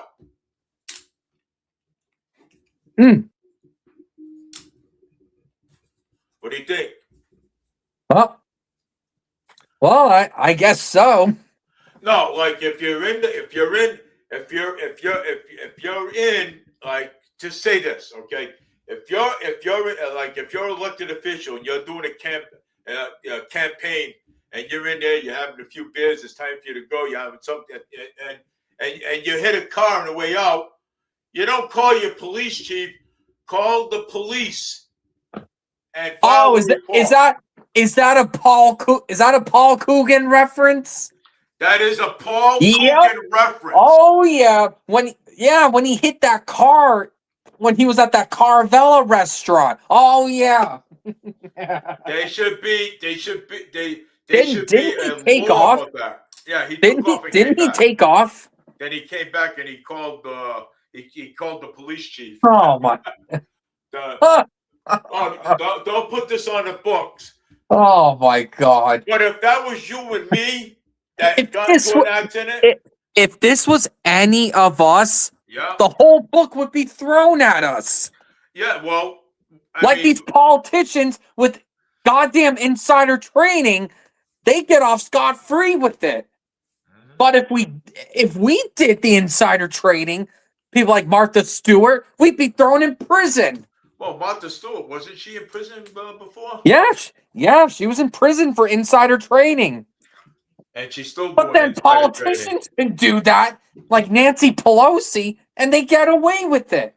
And they're still doing insider trading. Yeah. They still do. Pelosi's worth like $100 million. And what is the woman there, the cook show there, what is she worth? Who? The Martha Stewart. How much she worth? I don't know. I'm gonna look that up right now. I don't know, but okay. Yeah, she was caught doing insider trading years ago, and she ended up serving prison time for it. But people like Nancy Pelosi, nope, they have immunity over it. All right, look at this. I mean, it's ridiculous. I got it right here. I just looked it up. As of the most recent estimate of Martha Stewart net worth is about $400 million. She is earned in her wealth throughout her long career as an interpreter, author, television personality, and lifestyle brand founder. While she was once a self-made billionaire, when her company Martha Stewart leaving Anonymous went public in 1999, her net worth later declined and has since established around 400 million marked in recent years. Yeah, and 400 million marked in recent years. Yeah. Yep. I'll try to read some of it. And and before we wrap things up here, I want to address some incidences that has happened in Fall River, New Bedford recently. Go ahead. There's so many of them. Go ahead. And this is all on the Fall River Facebook page and the New Bedford Guide. Go ahead.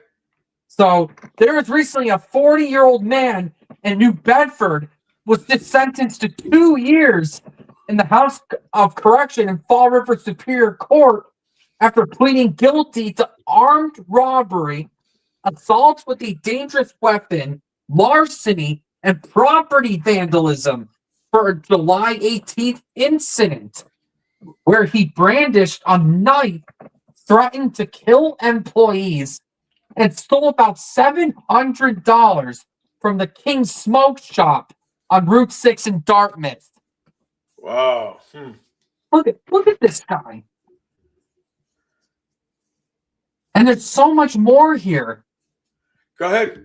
And there was one in Taunton on December 22nd. A Taunton police responded to a home on Newcomb Place after 911 dispatchers received a call from the cell phone, blah, blah, blah. Yeah, there was a home invasion in Taunton. Really? Yeah, there was. I heard that. Yeah, announced their presence outside the home in question, and a woman answered the door and allowed the officers to enter a second-floor apartment. Inside, they found 2 men struggling on the ground with one, noting the report the presence of a firearm and fearing for their own safety and the safety of those around them. Officers unholstered their firearms and pointed them at the 2 men. The men complied, and officers immediately noted that one of the 2 was suffering from a apparent gunshot wound to the leg. Oh, no kidding. Wow.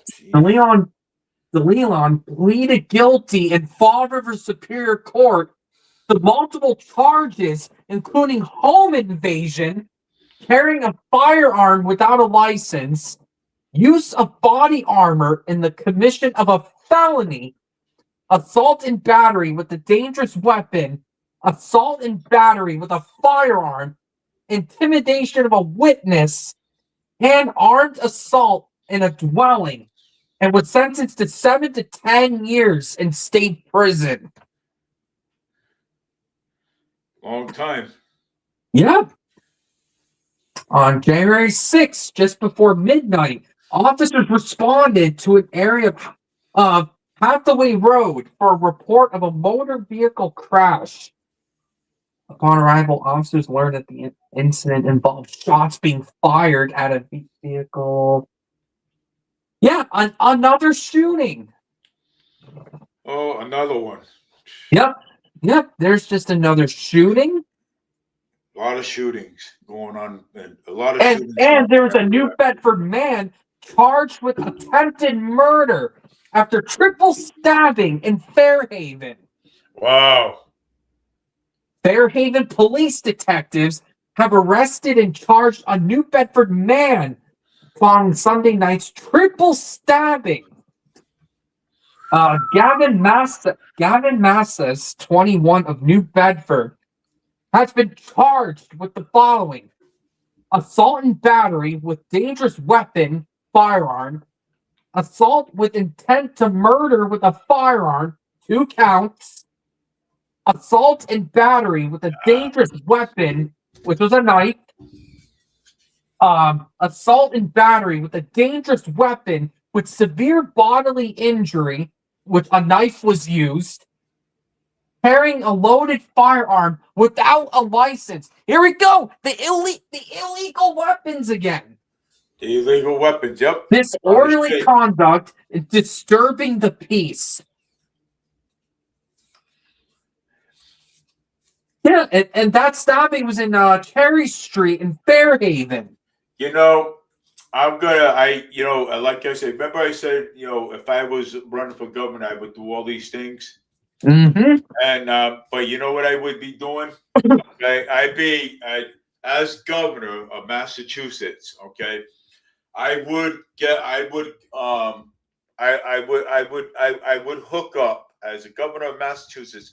I would hook up with the legislations over in Fairhaven, and we'd be talking about this, okay, Yeah, and then this is what would happen, okay, and I of will tell course. you straight up, I'll be honest, okay, I'll be honest, and they don't like honest politicians, but No, of course not. I would do this. I would investigate, okay, the police department, okay. We would join investigations in the police department and find out and why and how these guns are getting back out in the street. Oh, do you know that aid worker uh, of Mar Healy who got arrested? Yeah. There's more to him. What happened? That former deputy in Governor Healy's Western Massachusetts office, that's the guy who was arrested. And we talked about this guy. Yeah. And Lamar Cook. Turns out he was paid $31,438 for unused vacation time by the state shortly after his October 2025 arrest charges on cocaine trafficking and firearms charges. Wonderful. And officials are now working to recover the funds. $31,000 this guy was paid in unused vacation time. Unused vacation time. Yep. And this is the same guy who got arrested on cocaine possession. And if I was to hire somebody like an aide or something, I would gather his information, okay, and then I would start doing Corey checks and everything, and I would like federal and state and everything, just to make sure that he's clean, and before he gets the job, you know what I'm saying? So I mean, he's. And you know that 10 kilos of drugs we just reported on? Yeah.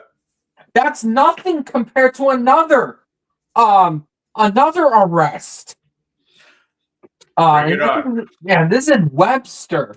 Bring it on. A 34-year-old Webster man with an astonishing 96 prior criminal charges. 96 was arrested for trafficking over 21 grams of fentanyl, along with crack cocaine possession, after a traffic stop uncovered drugs. That's crazy. 96 charges, this guy. Holy shit. And he just got arrested for fentanyl trafficking. Wow. I mean, this is what's going on in this state. Yeah. This is exactly what's going on here. Well, like I said, if I was governor, I mean, I'd work with Fairhaven legislators. I'd be working with Fairhaven legislators and law enforcement. I'd be working with I'd be working with their towns and stuff, and finding out why all these guns are being put on the streets and stuff, and so I'd be investigating. You know what I'm saying? I mean, I would say it would be the right thing to do. You know what I'm saying? So I'd be investigating. And another thing, in Fall River, a Dominican guy was just convicted of identity fraud. Wow. He just recently pleaded guilty to a new charge after allegedly re-entering the U.S. after he was deported. Holy mackerel. So it's alleged that he came back here despite being deported, and he was just charged with identity fraud. So he's in the American prisons right now. Yeah. Good. Yeah, and he's an illegal. Well, you know what? Then Identity fraud. identity fraud. Then you know what? They should be charging them here in the court, right? And charge them here, and then after they're done charging them here, they should transport Send him him the up, hell back. send him the hell back, okay, to Send him his, the hell back. and let justice take care of him over there. Yeah, it's ridiculous he even came back. If it's alleged that he came back, that's ridiculous. Yeah, it is. But then again, look at the border and how that was for 4 years. Yeah. Well, under the Biden administration. And unfortunately, a 43-year-old Massachusetts police officer was killed while helping a motorist. Remember? Yeah. So, yeah, unfortunately, there was another police officer who was just killed a couple days ago. Jeez. Oh, my God. Yep. Yep. And on that other stuff that I told you, too. Oh, yeah. About the kidnapping, I thought the lady was, waving to me. I'm like, and she was actually asking for help. And I'm like, and I thought she was waving. Then next morning I wake up, I told Linda. And then it turns out she was kidnapped. Yep, she was being kidnapped. This is Fall River. But no, our city is doing well according to your wonderful mayor. Yeah. Thanks a lot. Fall River Police. Oh, this. Oh, so there is someone that the FRPD just charged, and this guy he illegally dumped over 50 mattresses. That's a lot 50 of mattresses. mattresses he illegally dumped. How the hell do you dump all of these mattresses and how did he get away with it for so long? Yep. 50 mattresses. Let me find that article. I think FRPD, man, they're funny. I actually found look up man 50 mattresses Fall River Reporter and it's there. 50 mattresses. I can't believe this guy got away with that for so. Oh wait, I can believe it. It's Fall River. That's why.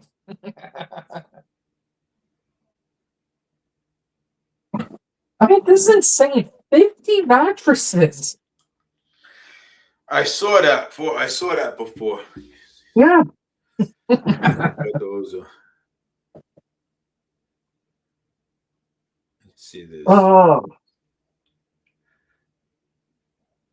1,347% surge in assaults, 8,000% spike in death threats amid ISIS removal of over 622,000 illegal aliens in 2025. So, yeah, ICE has been deporting a lot of illegals.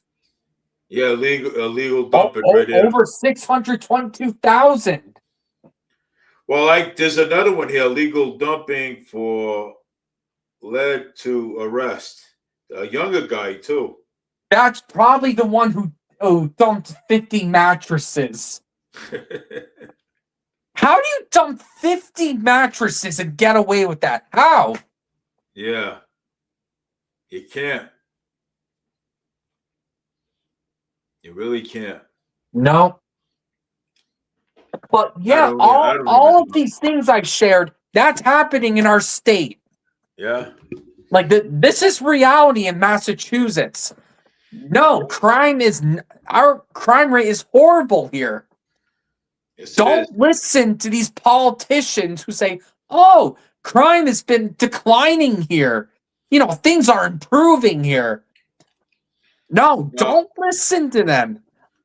And we've experienced it firsthand here. Let me see this. I'm going to go back to... And especially don't believe Michelle Wu. She lies about her stats all the time. She lies about it.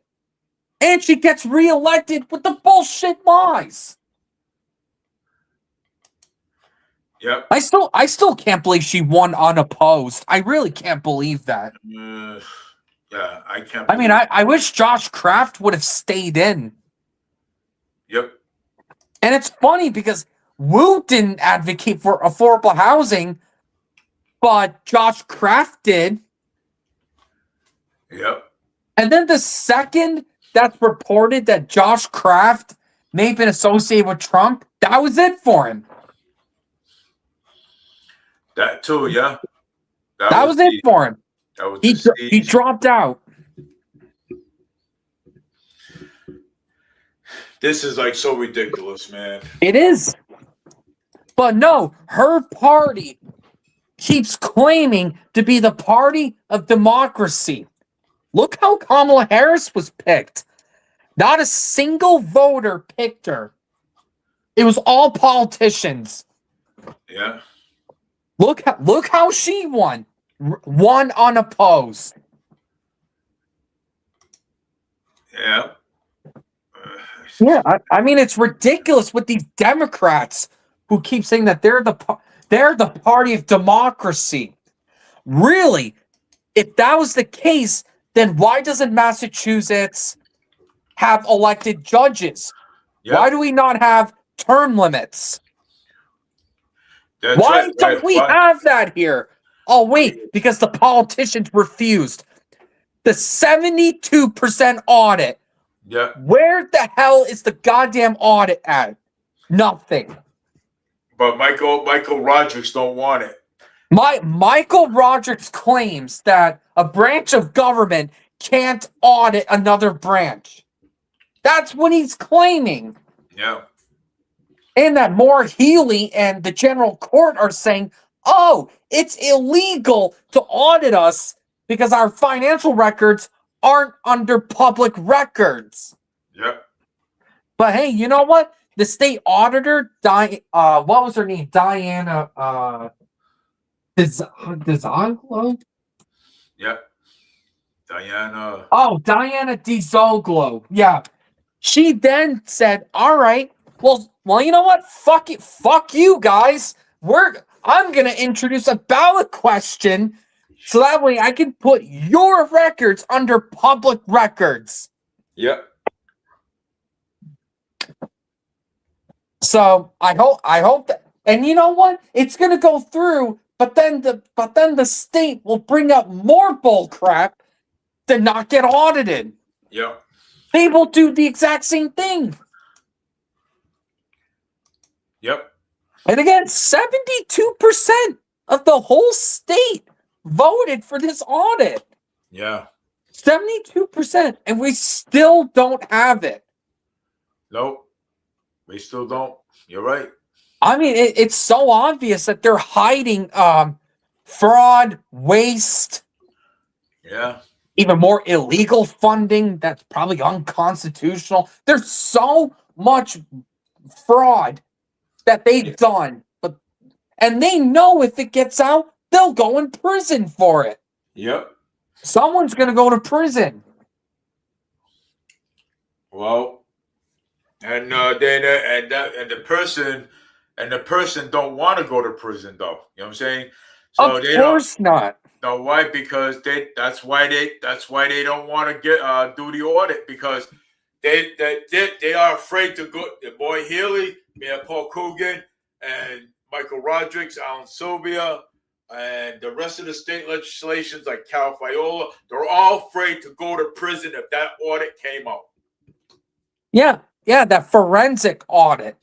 Forensic audit, yep. And it's so funny. They're saying it's unconstitutional, which is bullshit. Yep, it is bull.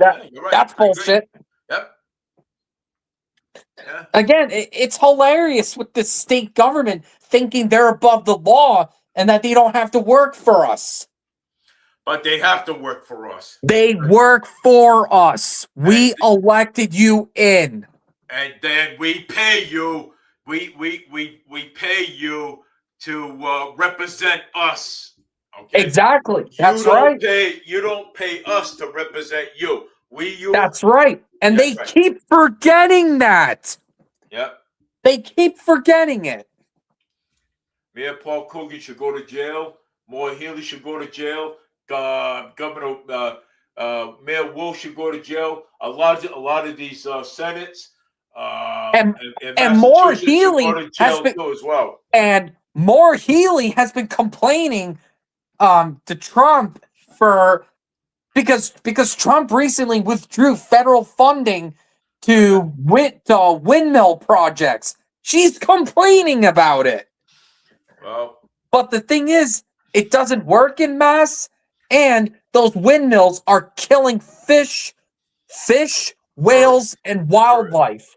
And birds that fly by, like seagulls. I mean, these windmills are destroying marine life. Yeah. We know that, but the media doesn't show that. The media keeps hiding that. Well, we don't need windmills out here. What are we gonna do? How are we gonna work our lights? And when there's no wind, what is she stupid? Well, she wants to get rid of all gas power for electric. I mean, she wants to get rid of gas stoves. She wants to get rid of gas heaters. Look what New York is doing. New York is going to ban all future housing to have gas stoves. They're going to ban that. Madani! Everybody wanted Madani. Everybody says, everybody loved Madani. Well, Mom Donnie's not in this because he's not a governor. And Kathy Hochul literally approved this. Well, Kathy Hochul, they all wanted her, so. Yep, despite them saying they don't like her, they still vote her in. Well, yeah, you get what you pay for. Let's see. Oh, California and Virginia, they're going to have EV mandates for all electric vehicles. Oh, EV. They're going to have mandates with that. Yay! And they want to ban gas cars. Yeah, and we have 2 electric buses from CERTA too. Well, actually, to be fair, they're hybrids. Well, they're hybrids. Like they run on both electricity and diesel. It's just electricity's used for if they go at a certain speed. So they're not all electric. No, they're not completely electric. No, they're hybrids. But they have to. But the new ones that they just got, the 2. Wait, do they have some that are completely electric?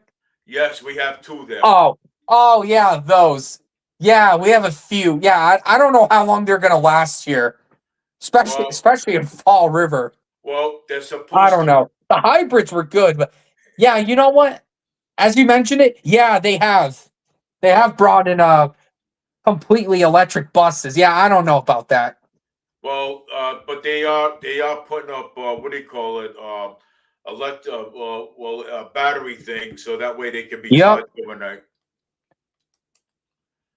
I remember what I said about my daughter's experience with the electric heat and hot water. Yes, I did, Linda. Yep, yes, I did. That's why I brought it up. Yeah.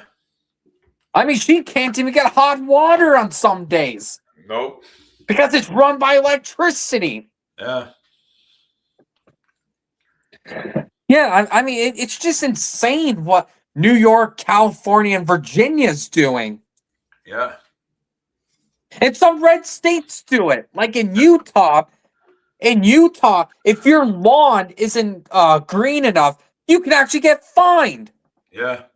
You can get fined in Utah if your lawn isn't green enough. So there's some bullshit that happens in red states too, because I lived in one. Yeah, right. All right. Well, I'm gonna get going and then we'll go back to we're gonna go back to Saturday, And did I say tomorrow or Tuesday? You know what? Message me tomorrow if it's on Monday or Tuesday, because there's still a lot more to be mentioned on the next show. Yeah. Are you you're not working tomorrow, right? No, I'm not. Oh, all right.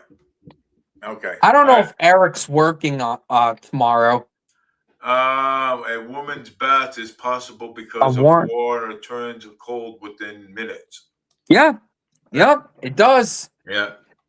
So, I believe it's tomorrow. So we'll go 9:30 tomorrow night if it is. All right. Yep. Yep. And we'll see if Eric will come back on Yes. the next show. Yes. Yeah. Because And I'm also going to invite another guest on if he wants to. well, Jack Braley. Yeah. Yeah. Yeah, Oh, I'm going to see if I can get him on yeah. the next one. Yeah, it's see if we can get him on the next one. And tell my messenger and I sent him the link, but he didn't he didn't come on this time. So, but Well, anyway, he's watching the Patriots game. That's why. well, ask him up. Ask him. Well, I hope the Patriots win.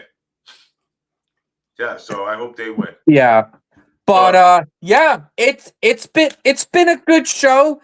Yeah. It's been a bit slow, but yeah, it's been a good show tonight. And thanks for having me on to expose all this stuff happening in Fall River in Massachusetts. And yeah, that's all I have to say, really. Thanks for having me on.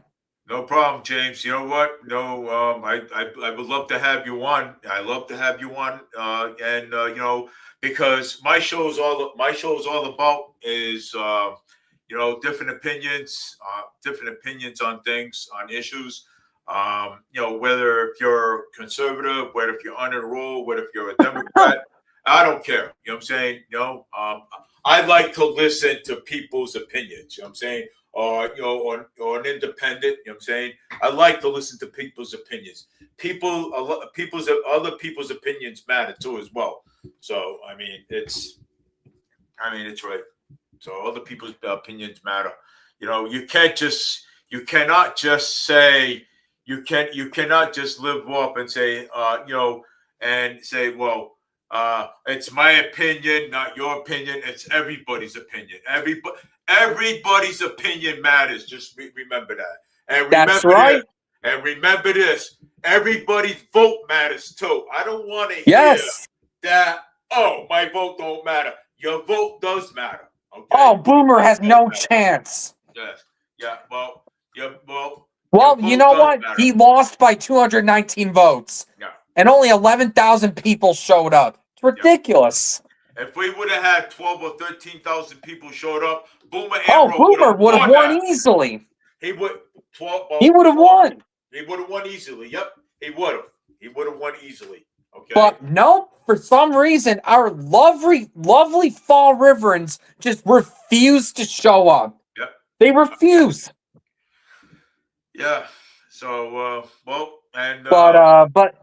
you know what? I wish congratulations to Michelle Dion for her re-election, and Michael Canuel and Chris Peckham for their victories in the city council too. And I wish almost all of the newly elected school committee members good luck as well. Yeah, like Anna Riley, Manny Monetz, Colin Dias, Kevin Aguiar. I wish them luck. Because seriously, they're going to need it. Well, me and Manny Monetz, at some point, we're going to be me and Manny Monetz, when he gets settled in and gets stuff straightened out, me and Manny Monetz, we're going to be riding the Durfee bus. We're going to probably be riding the Durfee bus if we can get on it, you know, and because I'm gonna actually show him, this is what we have to deal with. You know what I'm saying? Right, exactly. So at some point, me and school committee Manny Monetz is going to be riding like the 108 bus that goes to Durfee in the morning when I don't have work or when he has time. So we're gonna be taking a look at that. Because we want the Durfee kids to have their own buses. You know what I'm saying? Their own city buses. Right. So yeah. They keep what happens is that they keep destroying ours, and then when they come to the terminal, they keep destroying the terminal, like the bathrooms. I walked into the men's bathroom. One of the stalls are broken again inside the men's bathroom. Believe it or not. Oh, beautiful. Yeah. So nice. Yeah. Lovely people. Yeah. So yeah. So. And you know what? And I know the show was supposed to have ended by now, but Eric does have a good point.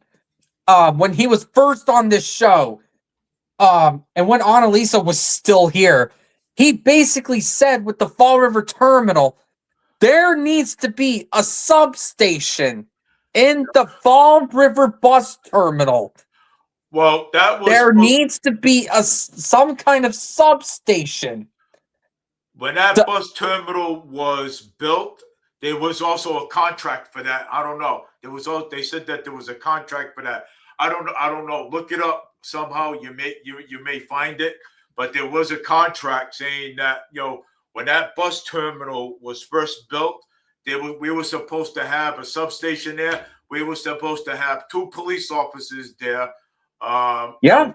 Stationed at that substation in that bus terminal.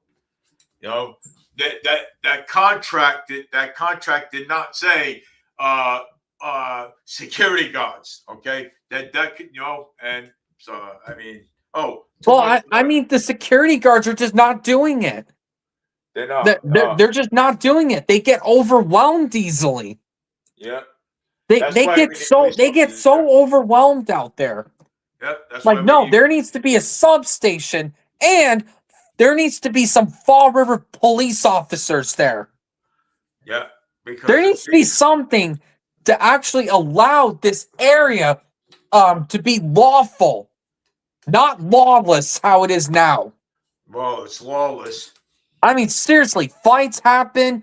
People bring machetes, stabbings. Guy walks across the. It's ridiculous, and you know what? I see that every day. And the guys walk out. And you know what? Eric is absolutely right. There needs to be some kind of substation, and there needs to be police officers here. Not security guards, because security is getting overwhelmed. Yeah. Sometimes they'll have like 1 security guard there. What are they gonna do? Nothing. Unless you get the security guards working with the police over there, Yeah, there needs to be more police presence. Yeah. That's why I said I can't wait until it's nice out so I can use my bike and your e-bike. Yeah. Matter of fact, that thing is sitting right here, waiting to stick the key in and turn the battery on. Well, just a few more months and you'll be able to use it. Yep. A few more months, yeah. I can't wait. My baby's sitting right here. Yep. But I'll definitely be on Monday. So. Yeah. Well, that's it for me. All right. You have a good night, James, and I'll text you and let you know if it's Monday or Tuesday. All right. Okay.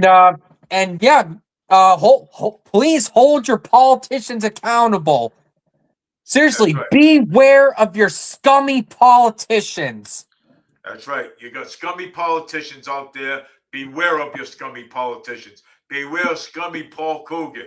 Beware of some of the scummy city councils out there. Yep. Beware of your politicians and your vote matters. See you guys on the next show. See you guys on the next show. Either Monday or Tuesday. Yes. So I'm going to go find out that right now as soon as I get up here. So have a great night. James, I'll find out and I'll see you either Monday or Tuesday. Okay? All right. Sounds good.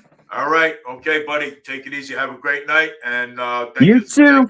Thanks again for coming on. And believe it or not, and your vote your vote matter. Your voice matters too as well. So your voice matters, regardless, state or local election. So take care, everybody, and hold your politicians accountable, because the state senator Michael Rogers, he's scummy, and a lot of the state representatives and stuff, they're scummy too as well. And so is Governor Moore Healy. She's the scummiest one out of them all. That's why I made a face of her as a clown. But you should see the city hall, how I made that out of a clown tent. That's the circus. That's the master's place where they contain the clowns. Take care, everybody. Have a great night. Linda, thank you for watching.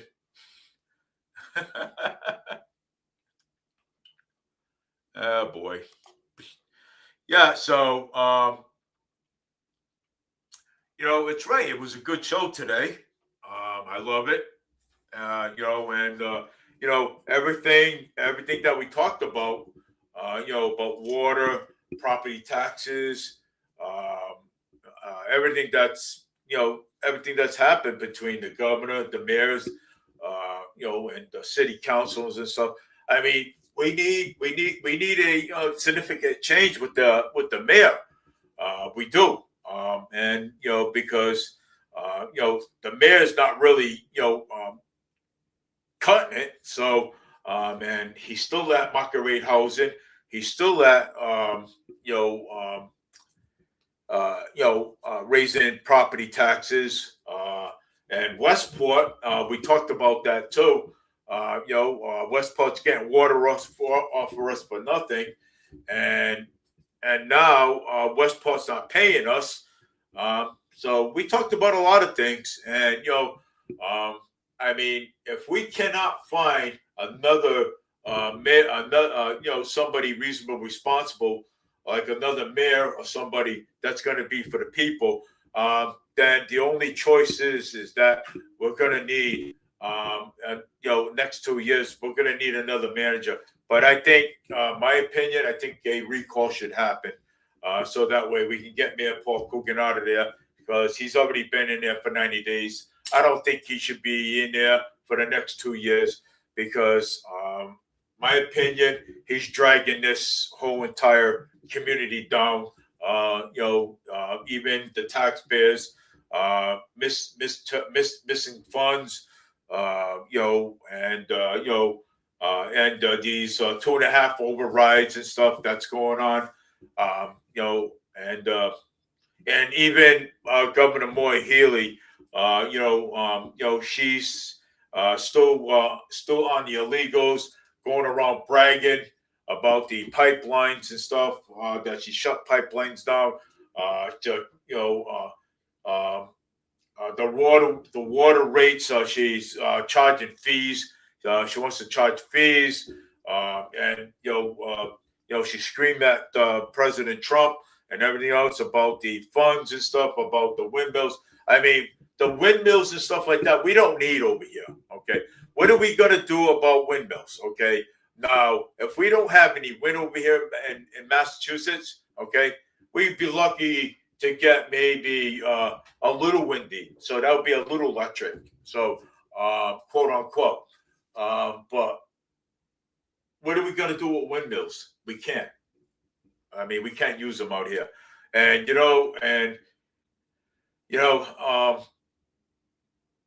again, I was a Republican. I'm not. I'm unenrolled. But I still say that, hey, maybe it was a good thing that President Trump did not, give her, the funding, because that's exactly what she was going to actually use it for. So, but other than that, we got some more stuff to talk about during on Monday or Tuesday. So I got to find out if Eric is if he's working, and if people will come on, because everybody's votes matters. Everybody's opinion matters. But hey, take it easy, everybody. Have a great night. So we'll see you on Saturday. So we'll see you on Saturday, because Saturday is my original show. But today I had to do this show today because yesterday I wasn't feeling well, but I had to go. I had to go out and get some medication. So and then and we ran into that problem over there at Dunkin' Donuts. Ugh. So, but my shows are going to go back on Saturdays from 6:30 to 9:30. So take it easy, everybody. Have a great night. It was a great show. James Kilgis was on, and he had a lot to say today. So, and I'm sure he's going to have a lot to say either Monday or Tuesday. So, but take care, everybody. Have a great night, and thank you, my wife Linda, for coming on. Thank and whoever else was coming on. So thank you guys. I appreciate it. So this is Dave Bean, Farber Media News.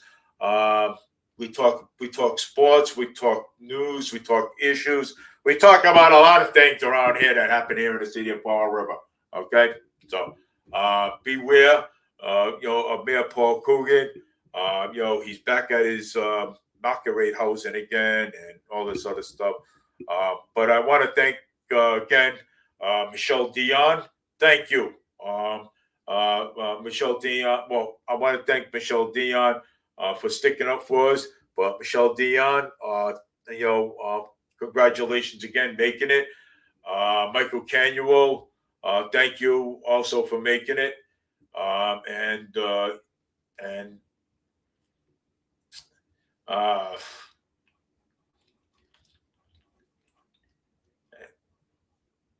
So I want to thank all the new city councils, even school committees. I want to thank you all. I want to wish you guys good luck, man. Good luck, because you guys got your new city councilors like Manny Monis. He has a long road ahead of him down there with city count with the school committee. So, but anyway, let's see. So thank you guys, and like I said, Manny Monis, and I were going to be, at some point riding the bus, Serta bus, the 108. I want to show him, how it's always packed the way it is, and at some point we're going to find how we can get Durfee kids get their own buses so they can take their own buses, so they can't be packing our buses all the time. So take care, everybody. Have a great night. There should be a date and time coming up soon.